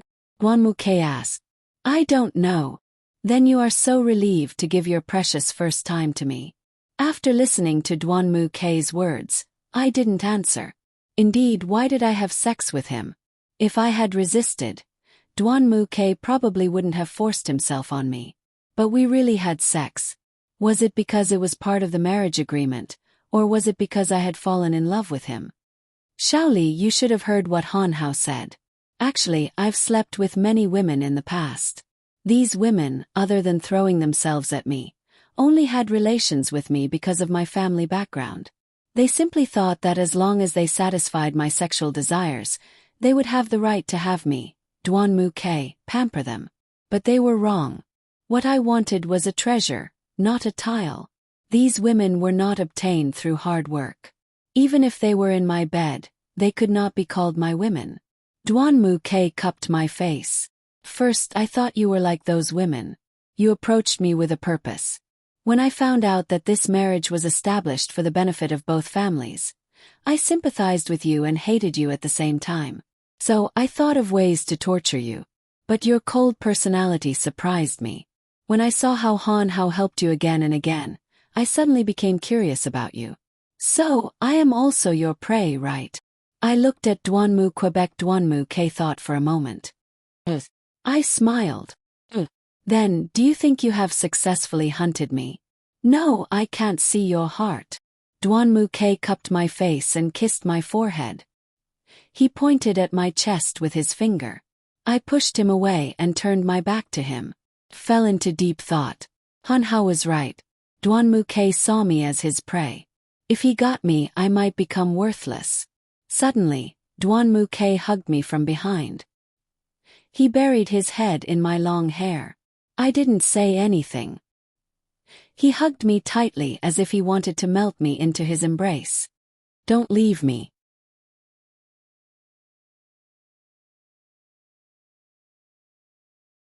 Chapter 13. Duanmuke was a man that I couldn't understand. When he was angry, he was like a wild beast. When he was quiet, he was like a child. When he was cold, you would want to kill him. But when I saw his gentle side, my heart couldn't help but soften. Duanmuke hugged me tightly. He rubbed his face against my hair. I didn't resist. What was done couldn't be undone. I had already married him, and what had happened had happened. I leaned into his embrace, my hands resting on Dwanmu-K's hands. He grabbed my hands and hugged me even tighter. Dwanmu-K, what kind of person are you? I asked softly. You will understand me completely one day. Dwanmu-K turned me over and laid on top of me. He buried his head in my neck. I hooked my arms around his neck and kissed him on the side of his face. He suddenly lifted his head and looked at me with a puzzled expression. I smiled and looked at him. Isn't acting supposed to be a trap? Actually, I'm just like other women. I'm not as noble as you think. Dwanmu-K touched my face. You acted well. However, your eyes betrayed you. They were too sincere. His kiss touched my heart again. I hugged his neck tightly and felt his warmth. At least for this night, please allow me to indulge myself and fall into Dwanmu-K's arms. The morning sun was exceptionally warm. It shone through the glass window and warmed the bed. The sun was so bright that I couldn't open my eyes. I turned over and moved. I felt a hand gently stroking my hair. I opened my eyes and saw Dwanmu-K's gentle eyes. You're awake. I moved closer to Dwanmu-K's chest and closed my eyes again. Dwanmu-K smiled and held me in his arms. He gently kissed my head. Bang! Bang! Bang! There was a knock on the door. Young master, young madam, madam wants you to come downstairs for breakfast. It's time to get up. Mom's calling us for breakfast. Dwanmu-K sat up and patted me. I rubbed my eyes and sat up. Dwanmu-K got off the bed and stood naked in front of me. The image that burned my eyes instantly woke me up. Dwanmu-K, put your clothes on. I turned my head away from the sight of such an unpleasantness. It's not like I haven't seen it before, Dwanmu-K muttered. He moved his face closer and looked at me with a perverted smile. Do you want to take a shower together? My face darkened. I grabbed a pillow and threw it at his face. Get lost. Dwanmu-K leaned to the side and didn't hit me. I couldn't take it anymore and threw the pillow at him a few more times. He easily dodged it. He looked at me with an evil smile and ran around the room naked. I was speechless. I lay on the bed and sighed. He wasn't as bad as I thought. After a long time we went downstairs to the dining room. Dwanmu-Tachio wasn't at the table. Xiao Fengya and Yuexin were sitting there waiting for us. Mom, you must have been anxious waiting. You woke up late. Dwanmu-K sat down and said to Xiao Fengya, It's okay. How did you sleep last night? Xiao Fengya asked me with a smile. I slept well. My face flushed a deep red.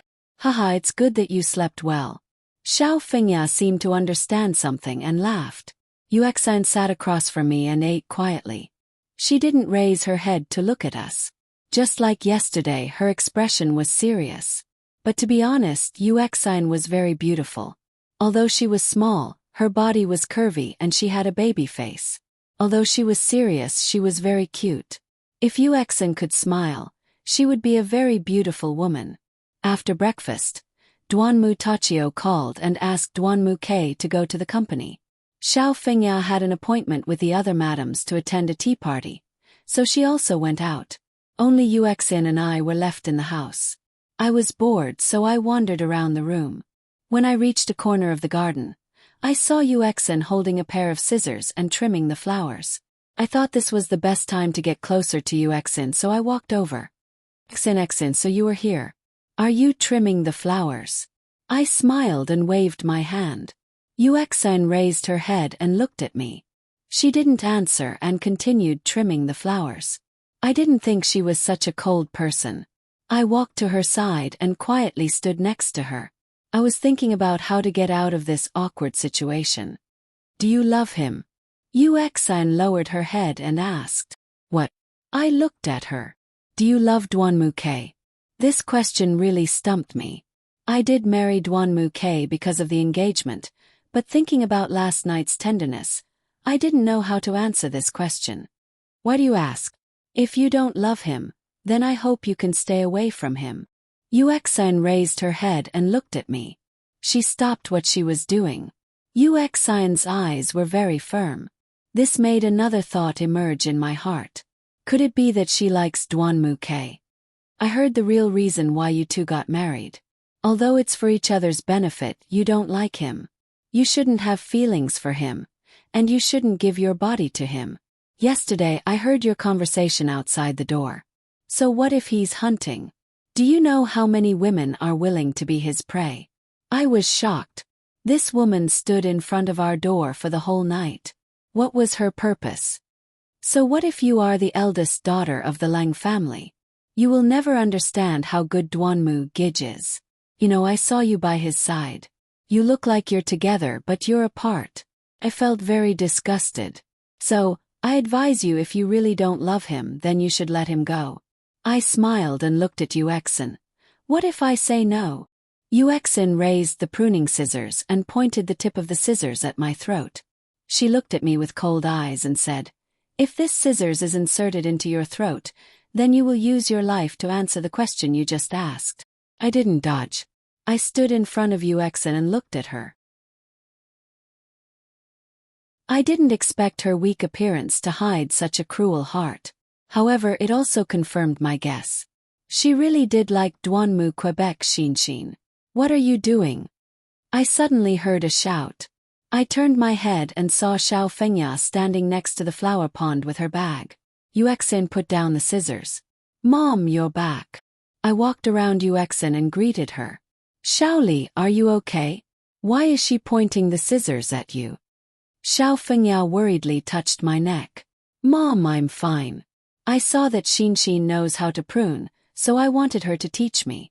You saw her hand the tools to me." I held Xiao Fengya's arm and said with a smile, "Mom, why did you come back so quickly? It's good that you're fine." My good friend suddenly stood me up.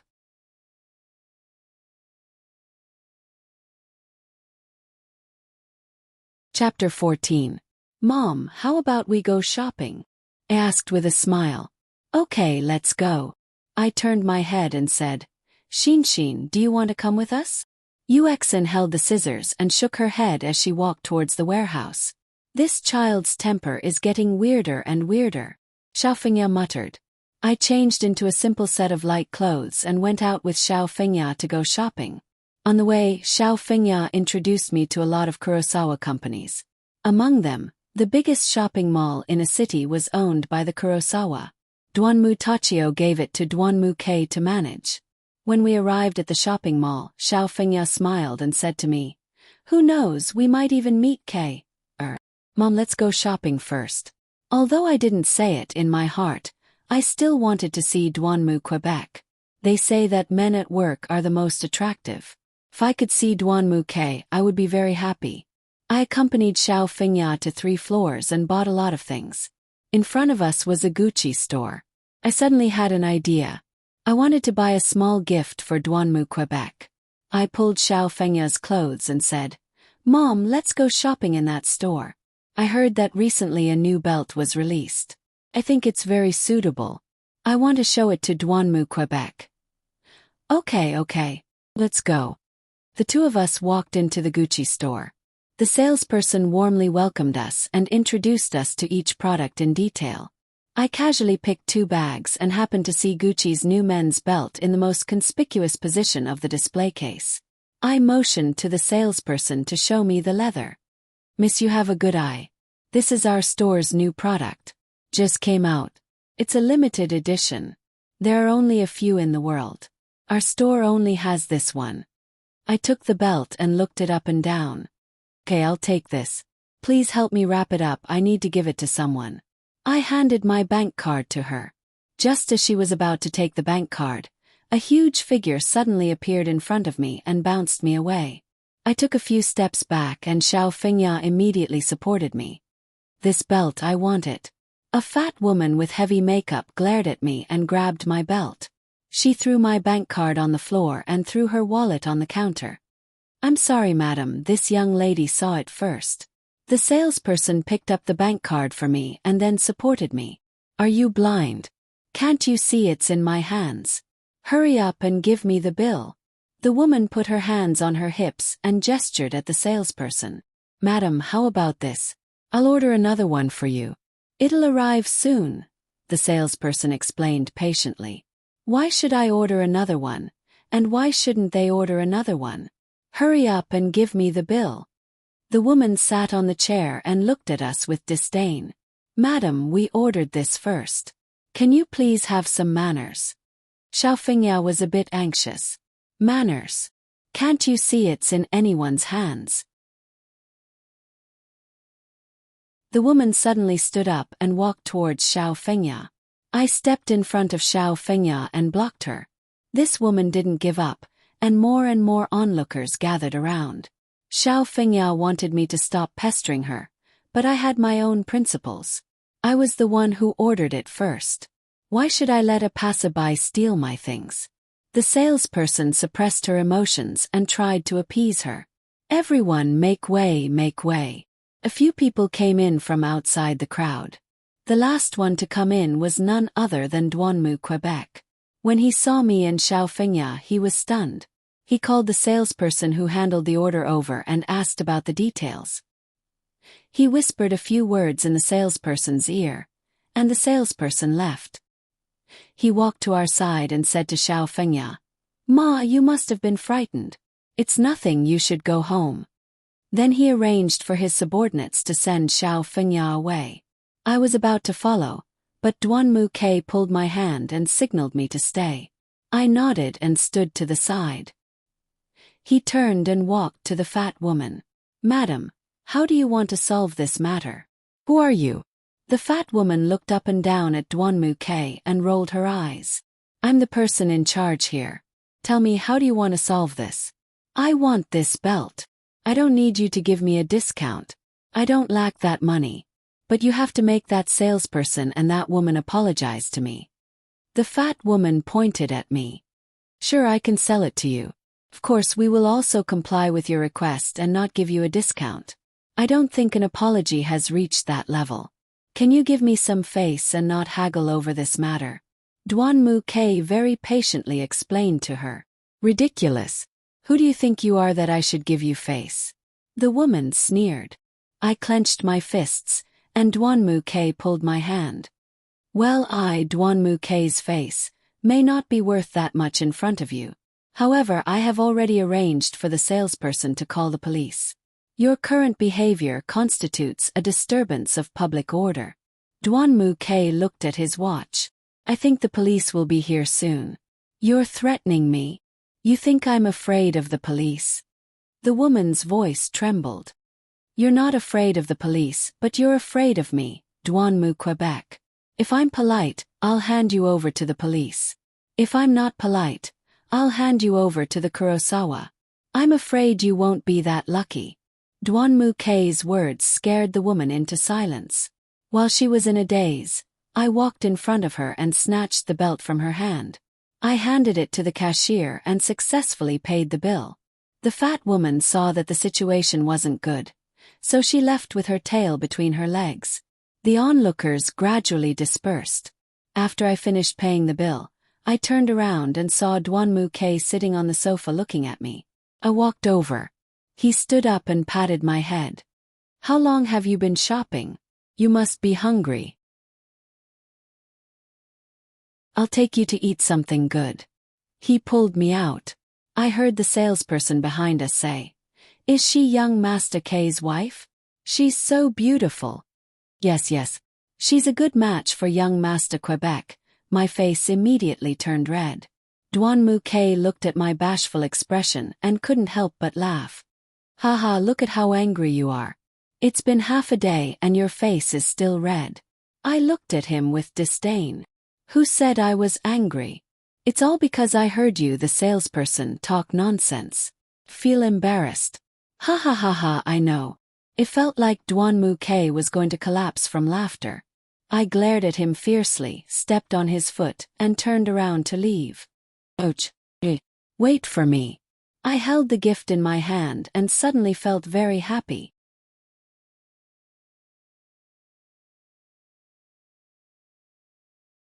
Chapter 15. Duanmu K took me to a high-class Western restaurant. After ordering a few dishes, he sat there and stared at me. What are you looking at? I glanced at Duanmu Quebec. Nothing. I'm just curious. How did you get into an argument with that woman? Duanmu K supported his chin and stared at me. He looked like a child waiting to hear a story. His face was full of curiosity. I told him the whole story. He nodded and looked pensive. I fiddled with the tablecloth. Why didn't you ask me? Why did you only ask me now? I didn't need to ask you. I asked the salesperson. It was obvious that the woman was being unreasonable. But there's one thing I don't understand. What is it? Why did you fight with her over a man's belt? I asked the salesperson. She said it wasn't Mom who picked it, but you. That's why I don't understand. I blushed and didn't look at him. Duanmu K thought for a while and seemed to understand something. I know. I turned and looked at him. You gave it to my dad. Only Duanmu K with his IQ could answer such an idiotic question. I threw the bag at him. Take it. You're welcome.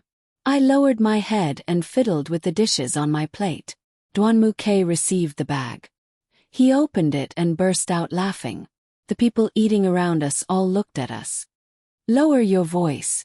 So many people are watching. Even if you don't feel embarrassed, I do. I whispered to him. Haha, I know. Just say that you gave it to me so that I don't have to waste my time guessing. Duanmu K was fiddling with the packaging, his face full of joy. Don't think too much. I just randomly saw it and bought it for you. Okay. Didn't you just randomly buy it? It's the only one in the whole mall. Yeah, so random. Duanmu K really made it sound so good even when he exposed lies. I rolled my eyes at him and didn't bother with him.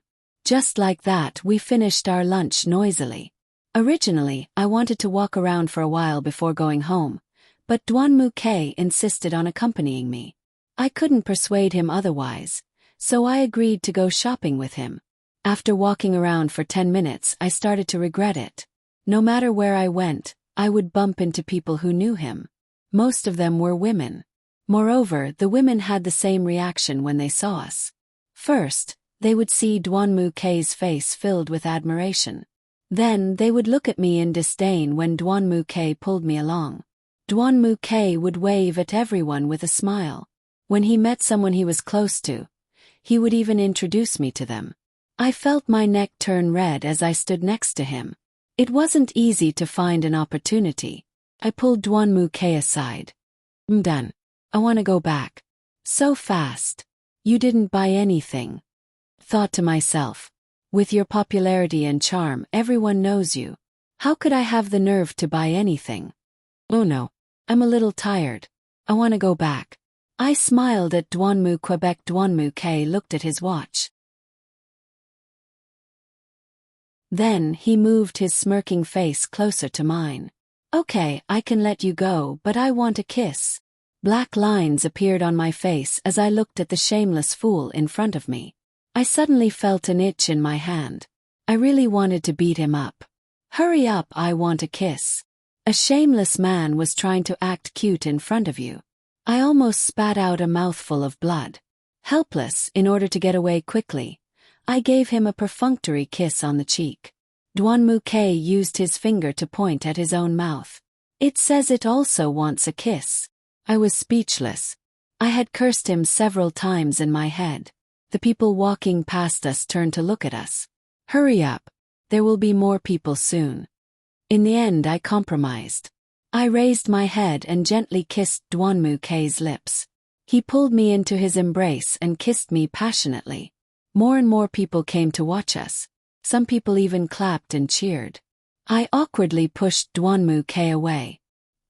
He looked at my blushing face and smiled happily. He looked at his watch. I'll get off work soon. I have a meeting to attend.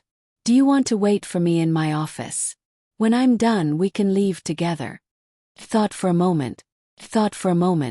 Since I didn't have anything to do, I might be able to steal some useful information. He nodded. He pulled my hand and walked out of the crowd. He didn't forget to wave at me as if he was a superstar. Duan Muke took me to his office and asked his secretary to pour me a glass of water. Then he took a pile of documents to the meeting room.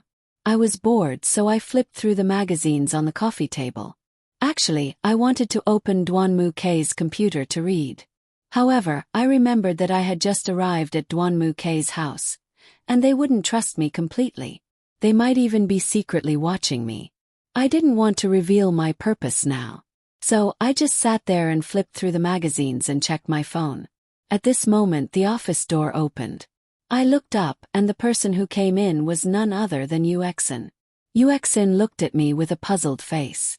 I also looked at her with a puzzled face. "Why are you here?" Yuexin placed a pile of documents on Duan Muke's desk. "I was shopping and happened to see Duanmu Quebec. He brought me here." "Why are you here?" I asked. "Oh, Uncle asked me to give Duanmu Gij some documents." Yuexin sat across from me. "You really don't listen to me." I immediately understood what Yuexin meant. What's there to listen to? I'm already married to Duanmu Quebec. I'm his legal wife. It's normal for me to be with him. But you don't love him. Yuexin stood up and walked to Duanmu K's computer. She raised her head and looked at me. "You don't even know what he needs. What qualifications do you have to stand by his side? Whether I love him or not, I don't feel the need to answer you. You also don't have the right to interfere in our lives." Yuexin wasn't a simple woman. "Haha, is that so?" Yuexin sneered. She lowered her head and fiddled with the computer. I stood up and walked to Yuexin. I shouted at her. "What are you doing?" She ignored me and casually tapped a few keys on the computer. The computer unlocked the password. I was surprised. How did she know the password to Duanmu K's computer? She smiled at me and walked past me to sit on the sofa.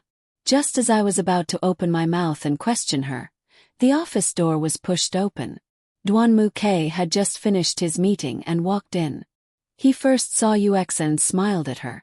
Then he turned around and saw me standing at his desk. His expression instantly became serious.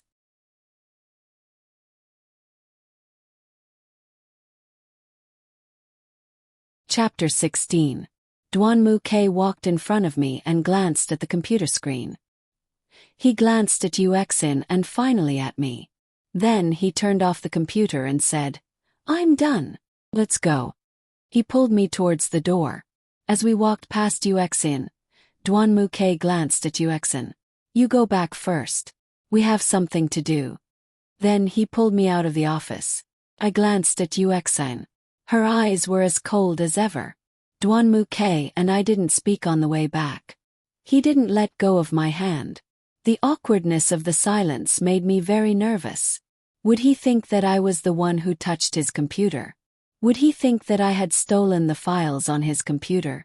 If that was the case, I wouldn't have the chance to do it again in the future. When we got in the car, my heart was still in a mess.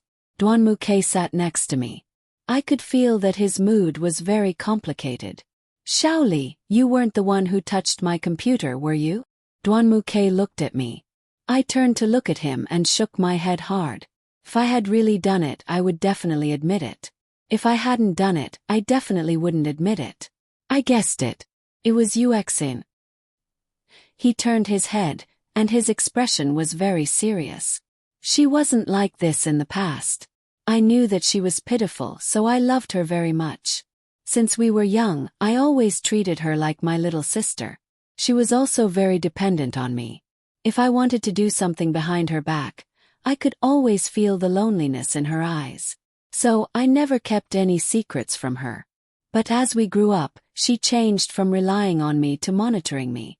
This kind of feeling sometimes makes me very afraid. But when I think of her eyes, my heart softens again. Duanmu K used his hand to cover his eyes and leaned his head back against the seat. Looking at Duanmu K's disappointed expression, I understood that Yuexin had been pestering Duanmu Quebec. Although I could guess that Yuexin had a crush on the Duanmu K with a woman's intuition, from Duanmu K's expression. His feelings for Yuexin were definitely a kind of familial love. I thought that Yuexin didn't know what the Duanmu K really thought of her. If she had known, she wouldn't have sent the driver to mess with me. However, looking at Duanmu K's tired face, I didn't know why, but my heart felt very uncomfortable. I reached out and gently stroked his face. He held my hand and closed his eyes as he leaned against my hand. Shaoli, you give me a very special feeling. I feel very comfortable when I'm by your side. He looked at me. Last night, I really wanted to have sex with you. Hearing Duanmu K act like a hooligan in all seriousness, my face darkened again. He was always like this, just as I was about to pull my hand away from his face. He grabbed it and pulled me into his embrace. This feeling of being real is really good. He buried his head in my neck and hugged me tighter. I really cherish the identity I have now. I always have a feeling that you don't belong to me. Even though I'm hugging you like this, your heart has never belonged to me. I said. Duanmu K's words touched my heart deeply. I lifted my head and looked at him. Do you say that to all the women around you? Duanmu K looked serious. I've only said that to you. I've never said that to any of them. Then what have you said to them? I looked at Duanmu K in disdain. It's not like that, Shaoli. He held my shoulder and said seriously. I did have sex with a few women in the past. However, it was when I was dating them. Of course, there were some women that I didn't touch at all. They were all rumors. Later on, the rumors became more and more ridiculous. In the end, they even said that I was a promiscuous person. I looked at his serious face and burst out laughing. He looked at me and laughed even harder. I'm telling the truth. I'm not lying to you. I laughed even harder. Okay. Believe you. Let's go. Let's go home. Duanmu K cupped my face and kissed me gently. It was lucky that he didn't suspect me. Thinking about what Yuexin had done to me, I sank into deep thought. I decided to be careful of this woman. Her love for Duanmu K could lead her to frame me. If my plan was disrupted because of her, my father would be very disappointed in me. Duanmu K drove me home. When we entered the house, Duanmu Tachio and Xiao Fengya were chatting in the living room. Yuexin was sitting next to them reading a book. Duanmu K greeted Duanmu Tachio and Xiao Fengya. Then he went upstairs to change his clothes. I sat next to Xiao Fengya and told her about some interesting things we had encountered while shopping for clothes. Duanmu Tachio told me about some things that we would be going back to my house the day after tomorrow. Then, he asked me to bring some documents to my father. I agreed. During the whole process, Yuexin sat on the side and didn't raise her head to look at us. I glanced at her from the corner of my eyes. Her facial expression wasn't very good. After dinner, Duanmu K and Duanmu Tachio went to the study to discuss some matters. Yuexin said that she had something to do and hadn't returned yet. Xiao Fengya met a few friends to play cards in the lounge. I wandered around the garden alone.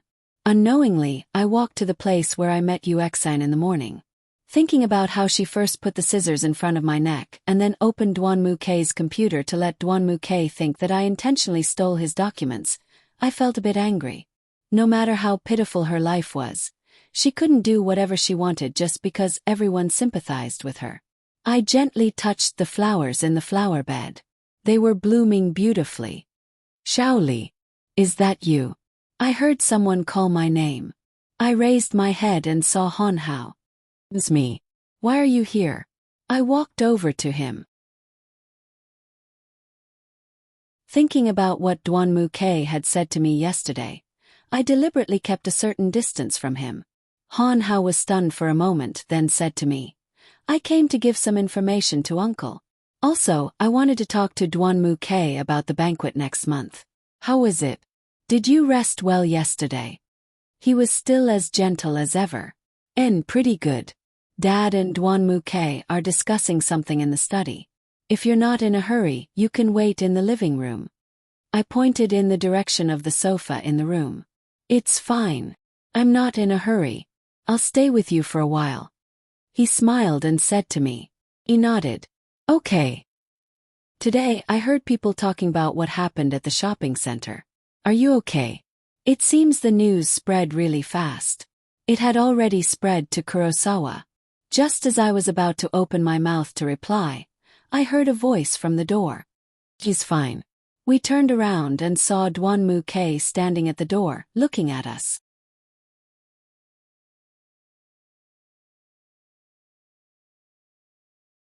Chapter 17. Dwanmu.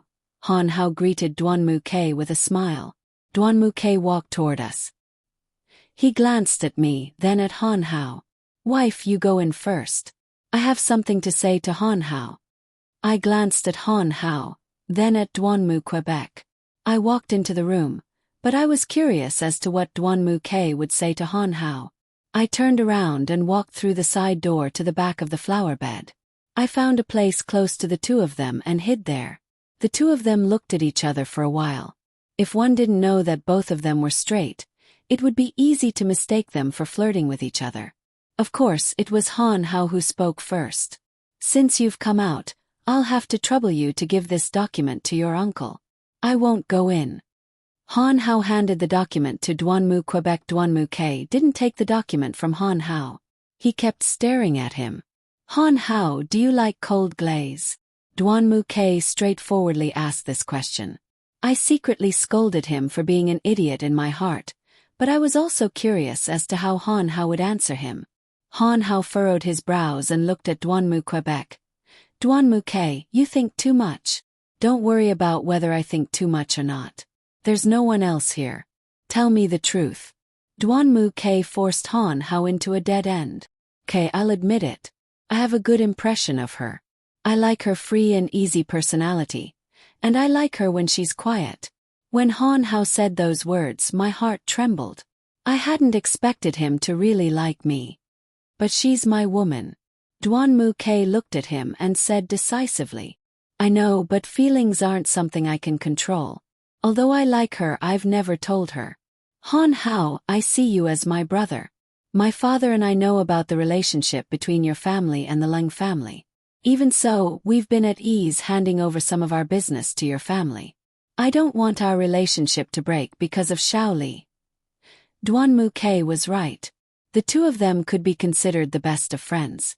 The fact that he could freely enter and leave Dwanmu's home showed how much trust the Dwanmu family had in Han Hao. I understand all of that, so I've always kept it hidden in my heart. Han Hao put his hand on Dwanmu-kei's shoulder. Kei, Shaoli isn't like the other women around you.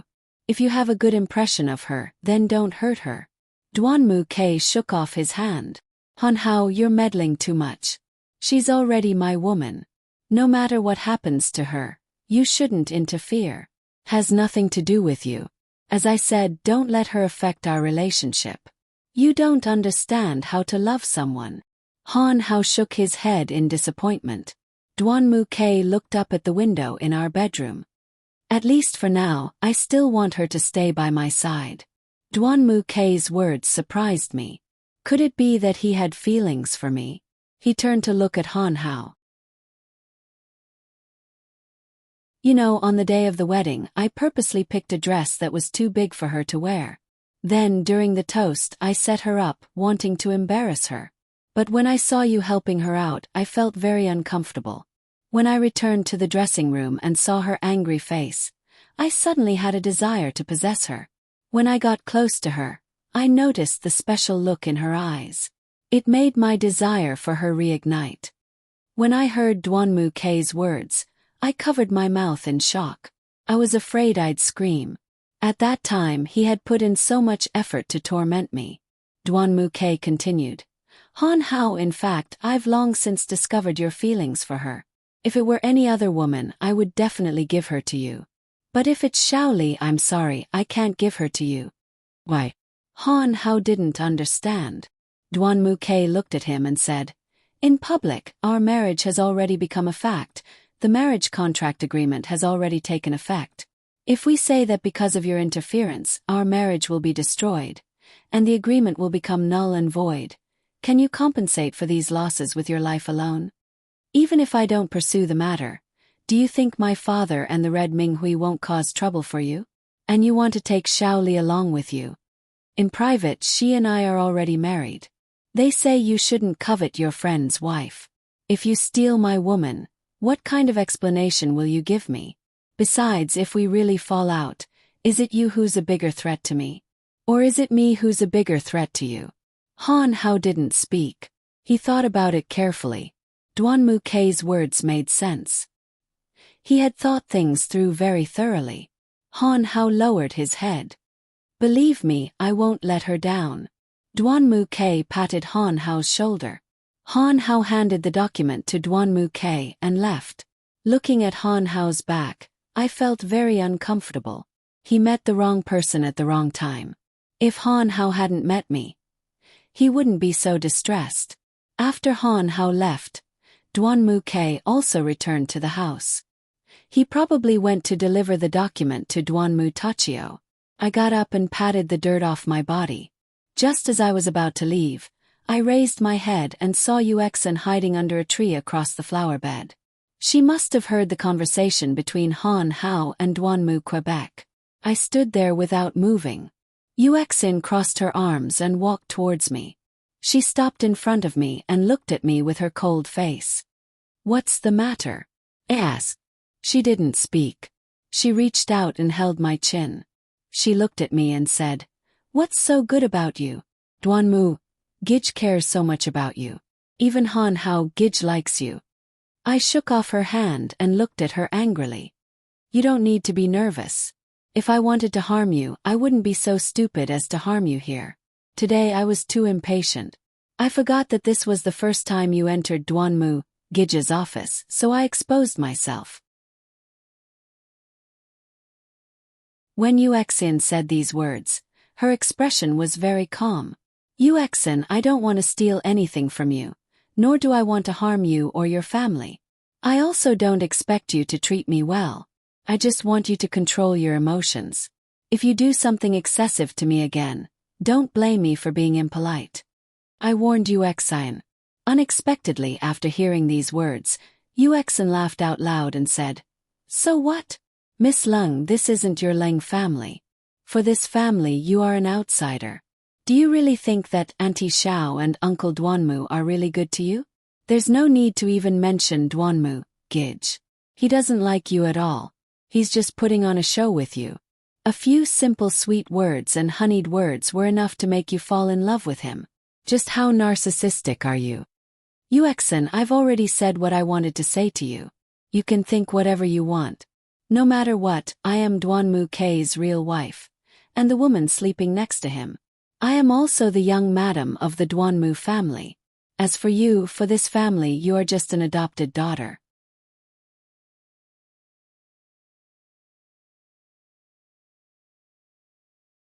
Chapter 18. Yuexin looked at me with a very serious expression. "Leng Yu Li, don't be happy too early. Sooner or later you will pay the price for what you said today." She turned and left after saying that.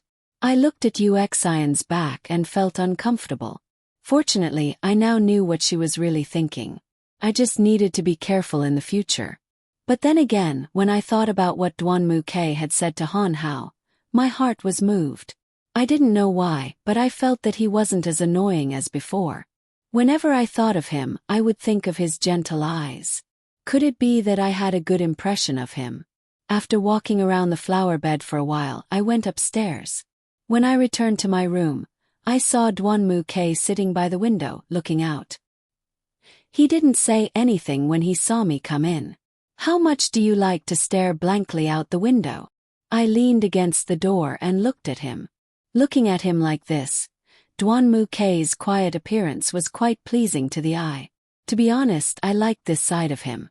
He looked at me, then looked out the window again. Of course, only when there's something nice to look at. I walked to the window and looked around. I didn't see anything special. I leaned against the window. "This is nothing. Hey, look over there." He raised his hand and pointed at a place. I followed his finger and saw that he was pointing at the place where I had been eavesdropping on them and talking to Yuexin. I was stunned. He laughed. He stood up and walked behind me to hug me. "Did you hear what I said to Han Hao?" I thought for a while, then nodded. If he knew that place, he must have guessed that I was hiding there and eavesdropping. He lowered his head and pressed his face against mine. Everything I said is true. He kissed my cheek. Actually, it's not that you can't hear it. It's just that I'm a bit embarrassed. I smiled. Young Master Duanmu has moments when he's embarrassed. I felt his heartbeat and my heart felt at ease. But I can't say these words in front of you. Actually, this is the real you, right? The you I saw before was all an act. No, I became like this because of you. I turned to face him and looked into his eyes. At least, it was a gaze that only I could see. I opened my arms and threw myself into his arms. Duanmu K took the opportunity to hug me. I hugged him tightly and kissed his lips deeply. He touched my face and looked at me very gently. I leaned against his chest and listened to his heartbeat quietly. I stroked his chest. I have a favor to ask of you. What is it? He hugged me tightly. I may have to ask you to take care of me for the rest of my life. Duanmu K hugged me. I hooked my arms around his neck. He looked at me with a happy face. Do. Duanmu K carried me onto the bed. I was willing to spend the night with him. I was willing to give my heart to him. I didn't know what would happen in the future, but at least for now, I was willing to be with him. Now that I thought about it, my meeting with Duanmu K was fate's arrangement. Since I couldn't go against fate's arrangement, and Duanmu K seemed to treat me well, why should I deliberately keep a certain distance? That night, Duanmu K and I slept soundly in each other's arms. It was already morning, but neither of us was willing to get up. The nanny knocked on the door twice to ask us to go downstairs for breakfast, but Duanmu K found an excuse to evade her. The two of us lay face to face on the bed. Eyes met. He hugged me and told me some of the interesting things that had happened to him since he was young. He also told me some of Han Hao's embarrassing stories. From time to time he would even make a prank. Looking at his funny face, I laughed so hard that my stomach hurt. He saw that I was laughing very happily, so he laughed too. Then, he pulled me into his arms and gently stroked my hair. Let's get up. We are going back to your house today. If Duanmu K hadn't mentioned it, I would have forgotten. Today was indeed the day we were going back to my house. Yeah, I would have forgotten if you hadn't mentioned it. Let's get up and get ready. Have a request. Duanmu K rolled over and laid on top of me. Promise me first. I looked at his shameless face and guessed that it wasn't anything good. Tell me first. Then I will consider whether to promise you or not. No, promise me first. If you don't promise me, I won't get up. He began to act shamelessly again, rubbing his whole body against mine. I had no choice but to compromise. Okay. Promise you. I pushed him hard. Really? That's great. Duanmu K's eyes began to sparkle. Let's take a bath together. He looked at me with anticipation. As expected, it wasn't anything good. I pushed him hard. I don't want to. I refuse. He suddenly stood up and stood naked in front of me. I quickly covered my eyes. Why does this guy like to run around naked? He carried me in his arms. I didn't have time to cover myself, so I was naked in front of him. I quickly covered my private parts with my hands. Duanmu K looked at my panicked face and laughed. I don't care. You have to keep your word. Let's go and take a bath. Duanmu K was afraid that I would run away, so he took big strides to the bathroom. He put me away from the shower head and turned on the water valve. Because he had just turned on the valve, the water wasn't hot yet. He stood under the water in front of me, afraid that the cold water would hit me. After a while, the water gradually heated up. He pulled me under the water and gently rubbed my back. I touched his back with my hand. It was very cold from the cold water. I caught some hot water with my hand and gently patted his back. I'm not cold. He smiled at me. I suddenly had an idea. I knocked on his head. Why do you have so many ideas this morning? He blinked at me with a bashful and perverted expression. He came over and hugged me. Brain woman, I have a reaction again. Why don't we do it here? Mm. My face darkened, and I pinched his waist hard. He grimaced in pain. I'm going to tell my father Lang that you bullied his handsome and cute son-in-law. I looked at him with a cold face and shot him a glance. I wasn't sure if I had really used too much strength, but he crouched under the showerhead, holding his waist and letting the water hit him. I noticed that something was wrong. I quickly crouched down and touched his head. What's wrong? Did I hurt you? Are you okay? Me see. Duan Mu Ke didn't raise his head. He didn't answer me either. I was a little anxious, so I pulled him up with some effort. He kept his head down, and water dripped from his wet hair. I pressed my hand on his hand that was covering his waist. Let me see. It's my fault. I didn't think I'd hurt you. You're tuning in to the Whispers of Romance YouTube channel. Don't forget to subscribe and join us on this journey to catch the most captivating stories.